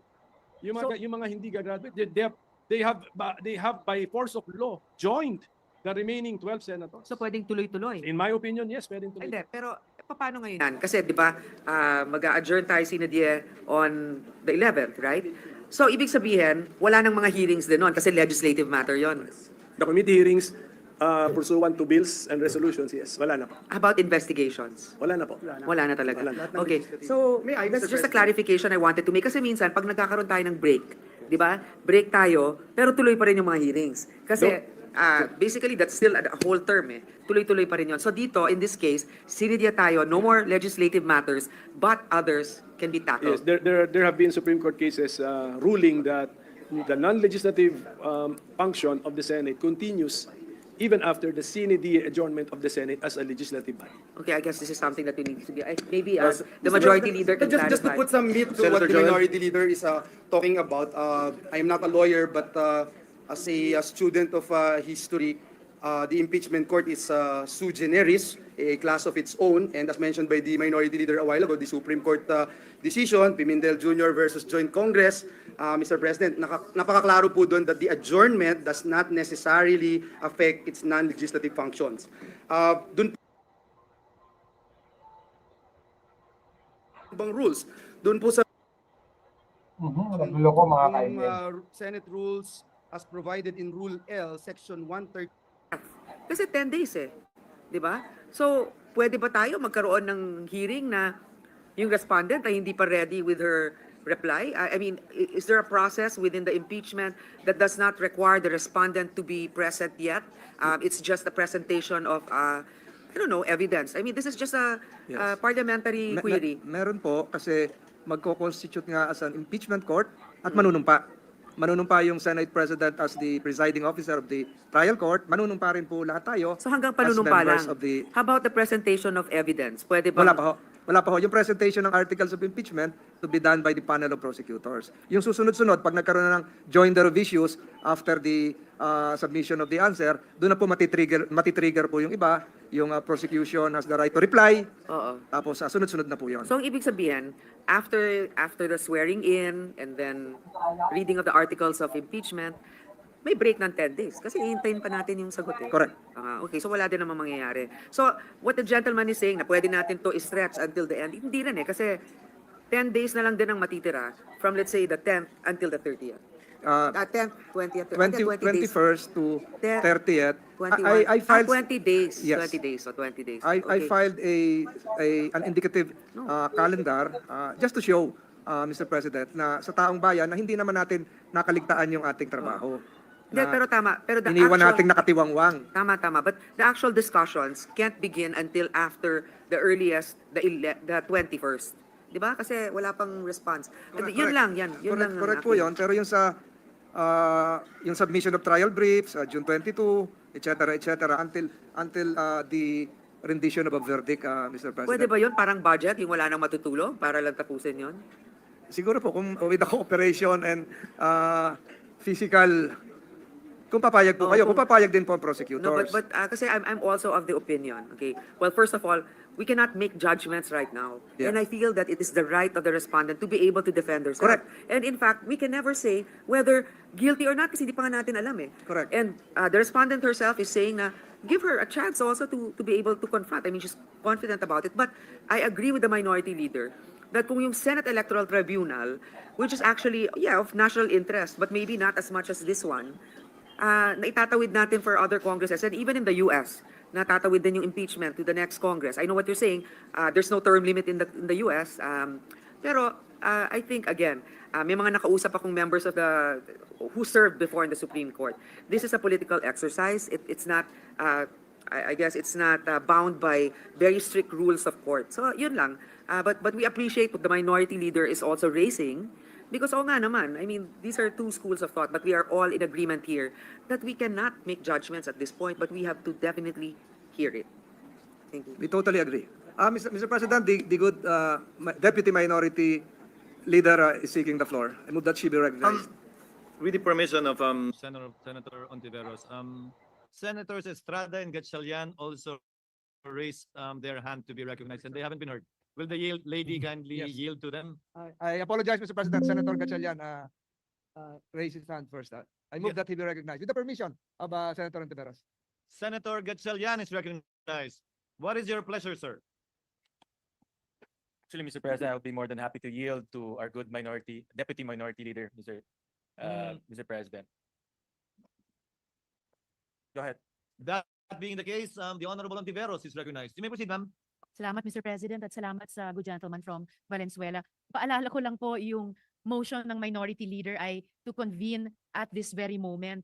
At gusto kong ibalik sana yung atensyon ng lahat doon. Pero dun sa sinabi na rin naman ni Majority Leader, binanggit nila yung ilang mga kaso na dinesisyon na ng Korte Suprema, and these are Chavez versus Judicial and Bar Council at saka Pimentel Jr. versus Joint Committee of Congress, kung saan sinabi lang naman ng Korte Suprema dun sa una that impeachment is a non-legislative function of the Senate. At dun sa pangalawa, that non-legislative functions of the Senate are not affected by the shift between Congresses. Hindi po nag-distinguish ang Korte Suprema sa sinasabing periodic at saka non-periodic functions. Basta sinabi niya non-periodic functions tulad ng impeachment, na ito non-legislative functions ng Senado at ang mga ito ay hindi apektado sa shift between Congresses. Pero yun na nga po, yan ay isang desisyon na pwede nating kunin at a later point in the impeachment trial. Ang unang gusto lamang i-activate ng motion ng Minority Leader ay sa pamamagitan nga ng motion niya to convene at this very moment. And bago ko tapusin itong intervention, Mr. President, at ibalik nga sa motion ng Minority Leader, quick comment lang dun sa ni-raise ng good gentleman from Davao dahil nakabalik na rin sila sa floor tungkol po sa kagustuhan ng Pilipino, no, at iba pa dito sa usapin ng impeachment trial. Gaya ng sinabi ng Minority Leader kanina, hindi pa naman tayo nag-uusap ng conviction ba o acquittal. Pinag-uusapan pa lang natin yung pag-convene ng impeachment court. Kaya ano yung masamang maidudulot ng panunumpa natin. At ito, kailangan nating desisyonan. Yes, alang-alang sa taong bayan, lahat po tayo ay mayroong hindi lang karapatan pero responsibilidad, pag-isipan at pag-usapan ang taong bayan. So lastly, again, Mr. President, ibalik ko lang dun sa motion ng Minority Leader, which is simply and importantly to convene at this very moment. Salamat, Mr. President. Senator Gatchalian is recognized. Thereafter, Senator Estrada. Maraming salamat. Thank you very much, Mr. President. It's a brief manifestation, Mr. President. Dapat ho maintindihan ng ating mga kasamahan at ng ating mga kababayan na ang pinag-uusapan ho natin ngayon ay hindi pa ho yung merits nung kaso. Hindi pa ho natin pinag-uusapan yung kaso mismo ni Vice President Sara Duterte. Ang pinag-uusapan lang ho natin ngayon, yung ating constitutional duty under Article 11, Section 3, Number 4, na kung saan, pag na-transmit na ho sa atin ang Articles of Impeachment ng House of Representatives, Senado na po ang mag-hold ng trial. Ito po ang sinumpaang responsibilidad ho natin sa ilalim ng saligang batas. At ito rin po ang sinumpaan ho nating duty or solemn duty nung tayo po ay naging senador. Natatandaan ko nung 3 years ago, nanumpa ho tayo to support and defend the Constitution. Kaya mga kasama, dapat ho natin maintindihan na ito rin po ay parte ng proseso ho natin pagdating ho sa accountability. At napakahalaga po ang proseso. Para sa akin, ang proseso ay isang bagay na dapat ho natin sundin dahil ito po ang magpapatibay po ng ating sistema ng demokrasya. Kung titignan ho natin, hindi malayong lugar, dito po sa Asia, sa South Korea, kung nagkaroon din ho sila ng impeachment process ho doon. Yung kanilang Pangulo ay na-impeach.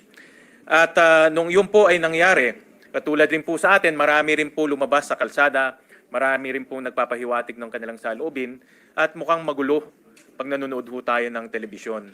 Pero kung tatanungin ho natin yung mga investors, tatanungin din ho natin mga kaibigan ho nating South Korean, kampante ho sila na hindi ho mangyaring isang napakalalang gulo sa kanilang lugar dahil alam nila ang proseso ay nasusunod. Yung proseso ng impeachment sa kanilang bansa ay nasusunod. At ganun nga ho ang nangyari. No, nagkaroon ho ng pagdinig, na-impeach yung kanilang Pangulo, nagkaroon ho ng isang uh, isang pagboto ng bagong presidente at ngayon, balik na ho sila sa normal. Kaya mga kasama, ang aking punto ho dito ay ang proseso ay napakahalaga para po maging matibay po ang sistema ng demokrasya ho natin at higit lahat magkaroon ng malinaw na pananagutan ang mga personalidad na binigyan ho natin ng tiwala para po manilbihan sa ating bansa. Hindi lang po, ang impeachment ay hindi lang po limitado sa Presidente at Vice President. Kasama ho dito members of the Supreme Court, members of the Constitutional Commission, ang Ombudsman ay kasama ho dito. Kaya kung ano po ang ginagawa ho natin ngayon, ay ganun rin pong pananagutan na gagawin ho natin sa ibang personalidad kung sila po ay magkakasala. Kaya mga kasama, muli, ito po ay hindi na po nating desisyon o hindi na po nating choice. Ito po ay ang ating constitutional duty at ito po ay ang ating sinumpaan na responsibilidad nung tayo po ay naging senador. At meron po rin akong isang katanungan sa ating minority leader, no, ang movant nitong motion ho natin. May mga narinig rin po ako sa television kanina na ito pong articles of impeachment ay tila merong constitutional infirmity. At gusto ko siyang tanungin dahil hindi lang ho dahil siya po ay movant, alam ko nag-top rin ho siya sa bar once upon a time. Kaya gusto ko malaman gusto ko marinig ang kanyang opinion na meron ba hong kapangyarihan ang Senado para po desisyonan kung ang articles of impeachment ay dapat po dinggin o hindi dinggin dahil po sa mga komplikasyon or constitutional infirmities na opinion po ng ibang mga abogado. Senator Pimentel may respond. Yes. Since I also want to respond, Mr. President. Well, I'm proceeding from my analogy of the Senate as a court, as the impeachment court. So meaning to say, we will allow the respondent or the impeached officer to put all of his or her objections against the case against her in her answer to the articles of impeachment. Lagyan niya lahat doon. So therefore, if that is now my answer to the gentleman, that means that we can resolve such an issue as the impeachment court. So tama yung motion ko. If there is such a, let's convene. Kasi actually it's really more compliant with the Constitution. As soon as possible, convene na natin yung court. And then ulitin ko, ang purpose natin today is for the presiding officer to take his oath, for the presiding officer to administer our oath, to call the case against the Vice President, and then we can come up with the calendar for the trial of the said case. So part na dun sa trial, sa calendar for the trial of the said case, kailan mag-a-appear ang House panel of prosecutors. Okay, if it will not touch the original plan of the Senate President, that means sa Wednesday pa yun so June 11, Wednesday ng 4 p.m. But of course, we as a court, we can advance that appearance. Simple communication lang naman yun or notice to them to come here tomorrow. Kunyari, if should my motion prevail. But such an allegation of that the articles of impeachment is constitutional infirm and therefore should not be heard, is that within the ambit or within the jurisdiction of the impeachment court to determine under the Constitution and also as well as under our rules?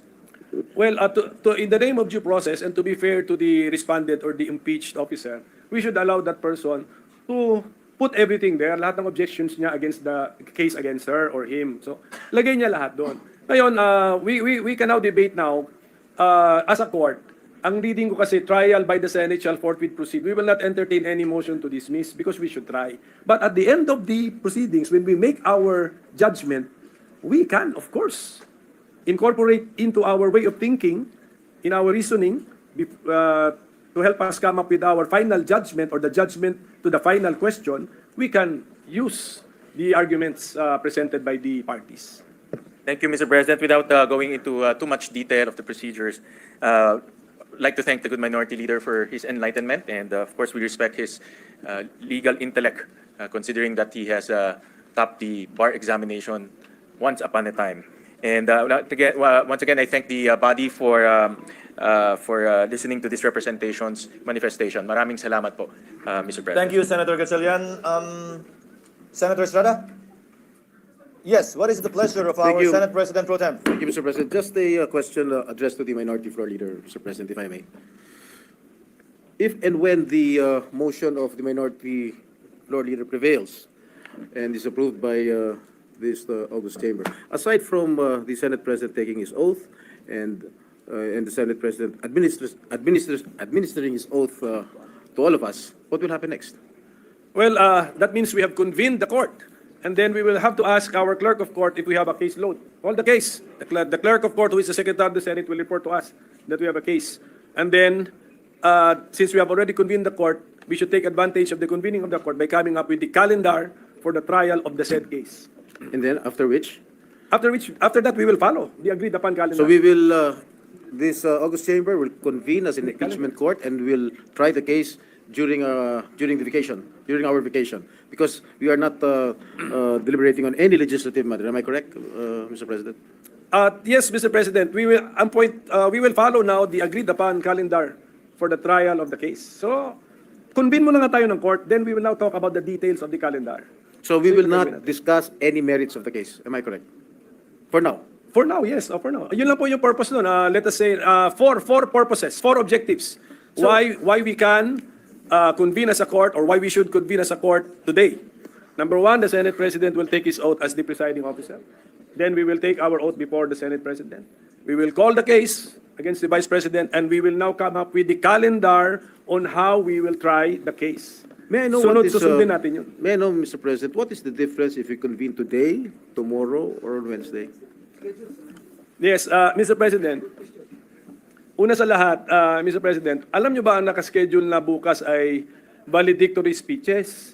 At saka, hindi na natin alam anong nakaschedule bukas. Ngayon, pag sinabi ng Constitution, trial by the Senate shall forthwith proceed.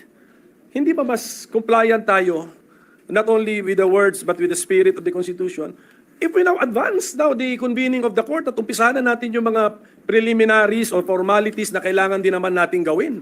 Let us convene the court, Mr. President, kaysa sa nagla-last day pa tayo na may agam-agam pa na baka during the session as a legislative body, merong motions dyan or issues dyan which will now eat up our time, tapos darating na yung 12 midnight deadline na, Mr. President. And nangyari yun because nung Tuesday ay pinuno na lang natin yung ating agenda para may magawa tayo. Although valedictory speeches are important, no? Kasi para marinig nyo nga yung thank you naman namin sa lahat po ng maiiwan. But we could do that on Wednesday. So, my position is, it is more in keeping with the spirit, I'm more concerned, I'm more compliant with the spirit and wording of the Constitution if we now convene as an impeachment court and do these important matters also in the organization of the Senate as the impeachment court. The chair will relinquish my position in a while in order to speak in plenary, on the floor rather. But just to answer that point of the Honorable Mintel, kaya po in-schedule ang valedictory bukas dahil nakaschedule po yung impeachment nga dapat sa Wednesday. Mahabang usapin yun, kinilala namin yun, kaya bukas in-schedule yun. Kung gagawin ngayon, edi natural, huling araw yon sa Wednesday. Dahil hindi pa natin alam ng mga panahon yon kung kaya na nga ba ng hanggang Lunes na ma-ratify lahat ng mga hinahabol nating panukalang batas. Just for the record, and lest aspersions be cast na magbabaledictory na kayo, hindi pa nyo ginagawa, because that was the schedule and nobody questioned it until today. So that was scheduled supposedly on that day. But just on that point, Senator Estrada may proceed. No, I have no more questions. I think the Senate President has already voiced out his own opinion during one of his press conferences. But I'd rather say it on the record here too, Your Honor. Senator Tulfo intimated to this representation his desire to speak on the matter as well. Mr. President, I'd like to make a very short manifestation. Nalata ko kanina pa tayo back and forth, para nag-aaway na tayo dito. To solve the impasse siguro, we'll have to put it in a vote, whether to convene today or tomorrow. Somehow, we have to convene come what may. Magbutuhan na lang tayo para matapos na. Baka abutin tayo hanggang madaling araw, hindi pa rin natin napag-alaman kung ano talaga ang dapat gawin natin. Let's do it. Let's put it in a vote. Tonight ba tayo magbutuhan or tomorrow? Magbubutuhan tayo whether we convene today or tomorrow. That's it. Plain and simple. Para matapos na ang problema natin dito ngayon. Duly noted. or today or Wednesday? Kasi there are senators who want it to be on Wednesday. May mga senador na gusto ngayon. Let's put it in a vote. Pero somehow we have to convene, come what may. Thank you, Mr. President. We will, Your Honor. Being a deliberative body, parliamentary practice rules dictate that we do nothing less, that things be settled through a vote. In fact, there is a pending motion by the minority leader that will be redefined and clarified. However, Chair thought it best to allow a free and fair debate where all of the members will be heard who have an opinion on this matter before finally deciding on the point. Now, if there are no other members who wishes to add to the discussion or debate, Chair would like to ask permission to relinquish the chair so that the chair can go down and speak also on the same matter. Session is suspended.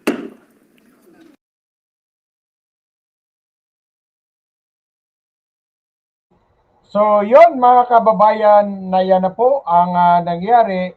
Hindi pa mahusgahan kung magbubutuhan na sila ngayon mga kaimen.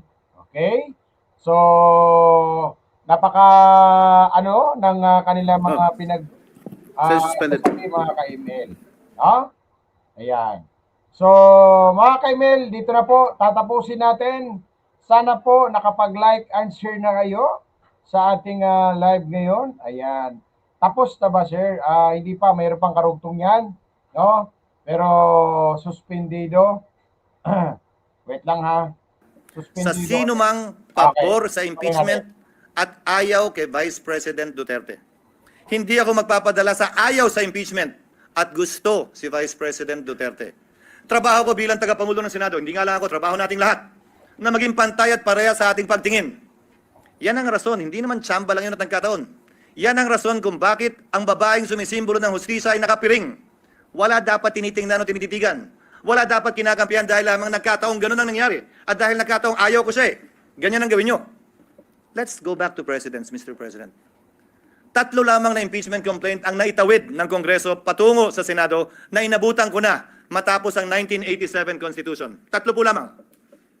Ang impeachment complaint laban kay dating Pangulong Estrada, ang impeachment complaint laban kay Chief Justice Corona, at ang impeachment complaint laban kay Ombudsman Gutierrez.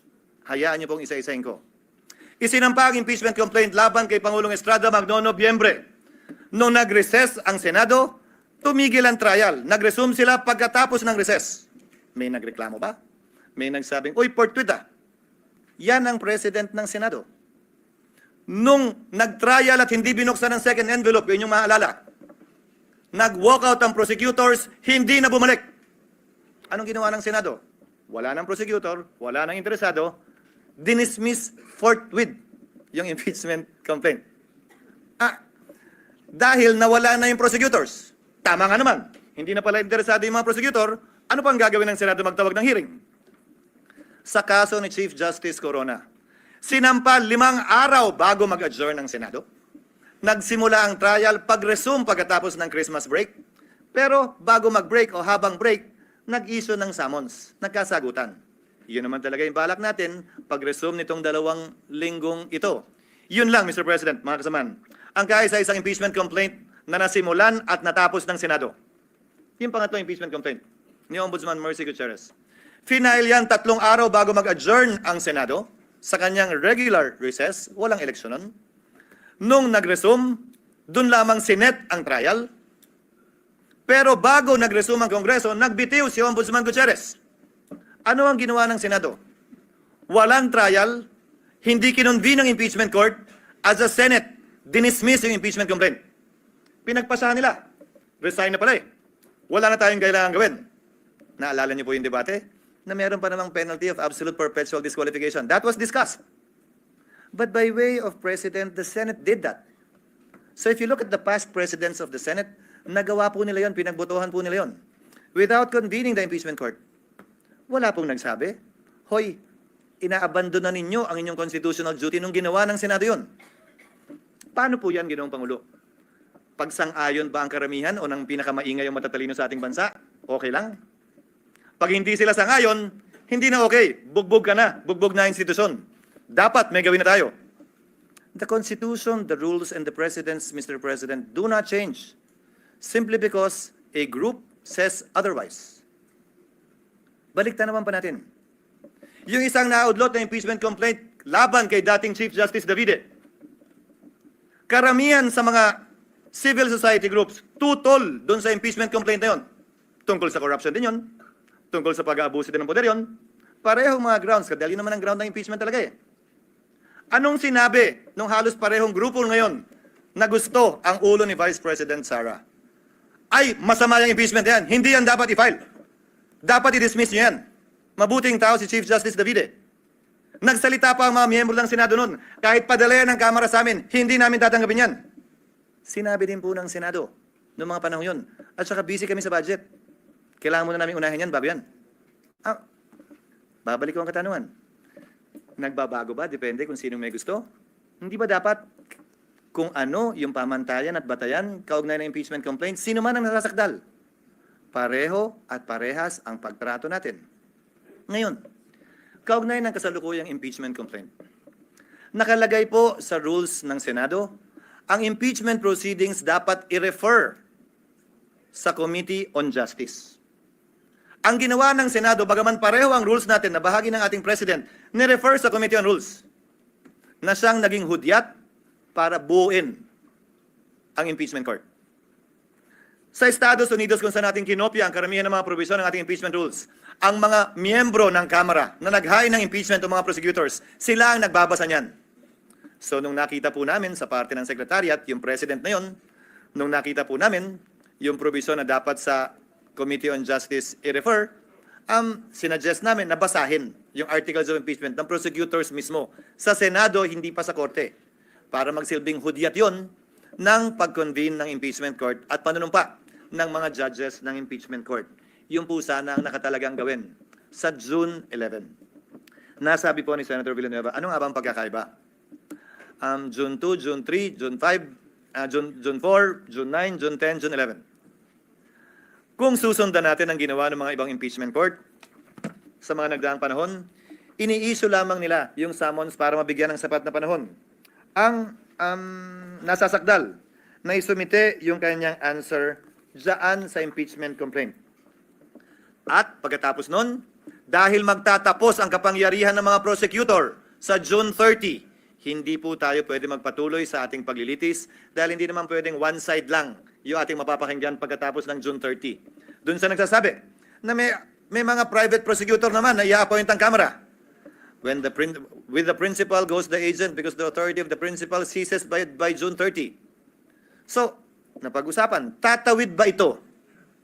Tatawid ba ito sa susunod na Kongreso? Kung gaano rin karami siguro ang senador, ganun karami din ang opinion. Kung gaano karami ang abogado, ganun karami din ang magaling nilang basehan kung tatawid nga ba o hindi. My position is that it will.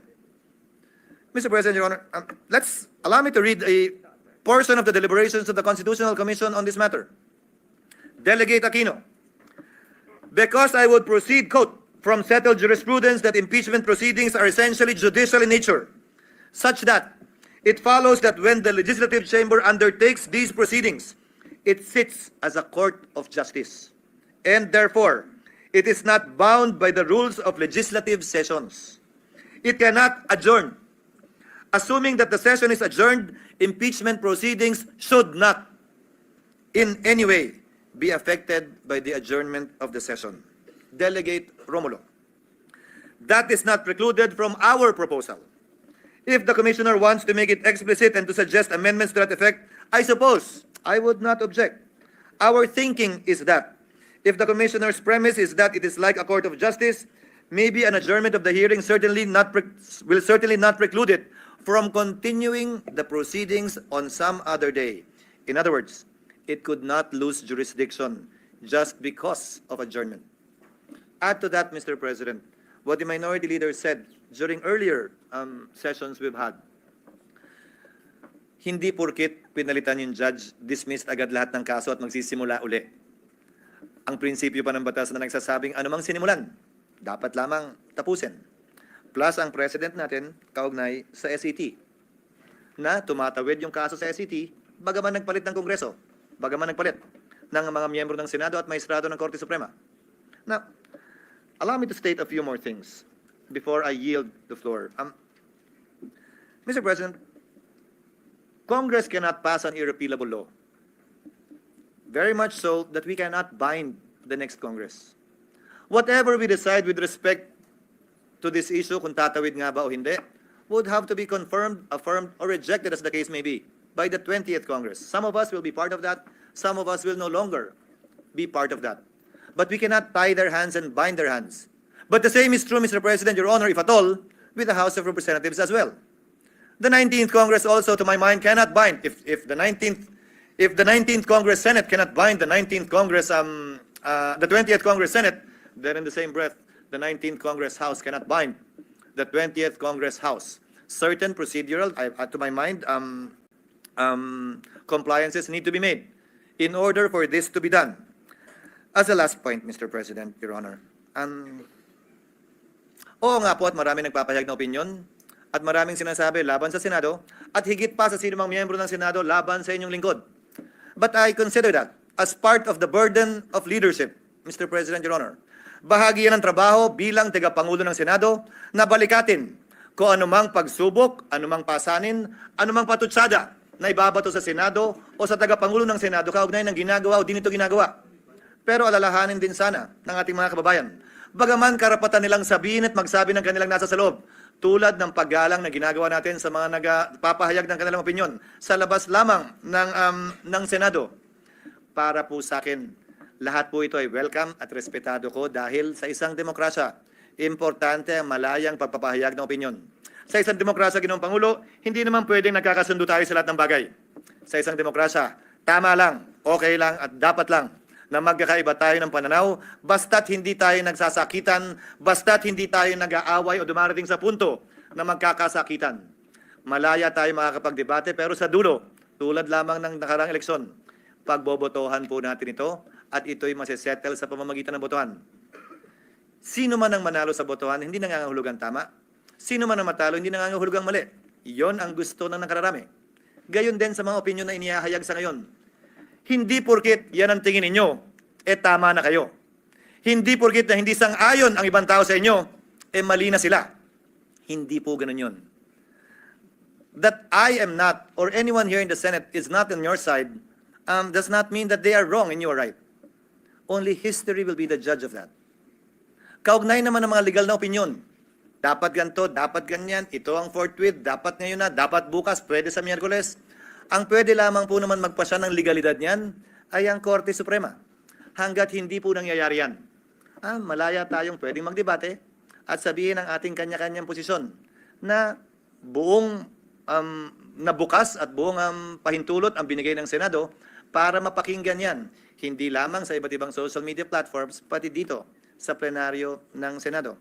Again, Mr. President, before I conclude, I thank our colleagues for enunciating their opinion, their positions on this matter, and for the healthy debate that we saw and heard regarding this matter. As stated by Senator Tulfo earlier, at some point in time, we will have to put this to a vote. And as I believe, we will put this to a vote in the next few minutes. Hiling at dalangin ko, ano man ang maging resulta na ninanais ng mas nakararami, galangin ng kada at bawat miyembro ng Senado. Dahil sa dulo, tagapangulo man ako ng Senado, batikang senador ka man o baguhan, tigi-tigisa lang po tayo ng boto. Pantay-pantay po tayo pagdating sa kapasyang ito. Maraming salamat po sa inyong pasensya, sa oras at paumanhin kung medyo mahaba-haba po ng konti ang aking mga sinambit na salita. Salamat po at salamat sa pasensya at sa oras na binigay ng ating Minority Floor Leader. Maraming salamat, ang Pangulo natin Senado, punong mayorya, Majority Leader.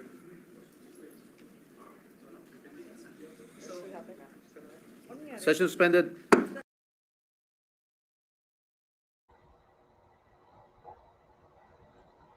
So, yun mga kaimel, dyan na po natin tatapusin mga kaimel, no? At mahaba-haba na po. At hindi pa rin naman nagbubutuhan sila. Ito ay ano lamang mga kaimel, no? Para bang nagpaparamdaman pa lang sila, no? So, ayon dito mga kaimel, no? Atin na pong maaari nga ay hindi talaga ito matutuloy. Bakit? 16 na po eh. Oh. So wala nang say-say ito. Ito ay pinag-anuan lamang. Parang sinasabi, nasa safety pa rin itong si Kilay na ano mo mapagpasyahan, di umano, ay respetuhin. Matalo man, maraming support, maraming mga bumubuto na hindi impeach si VP Sara ay respeto. Kung matalo man, ire-respeto di umano, mga kaimel. No? So, yun, mga kaimel, at nakahakot naman ang ating VP Inday Sara. So, manalig lang tayo, mga kaimel, na sana'y ito ay matatanggumpayan ng ating VP Sara, mga kaimel. We hope na kayo ay nakapag-like and share, mga kaimel. Hanggang dito na lamang po tayo, mga kaimel. Maraming salamat sa inyong suporta at sa mga trolls, sa mga silent viewers, sa mga team reply. Thank you so much sa inyo. At mabuhay kayo lagi saan man kayo lupalop ng mundo. Okay? I love you all, guys. Peace bomb, mga maisog nating minamahal. Babus.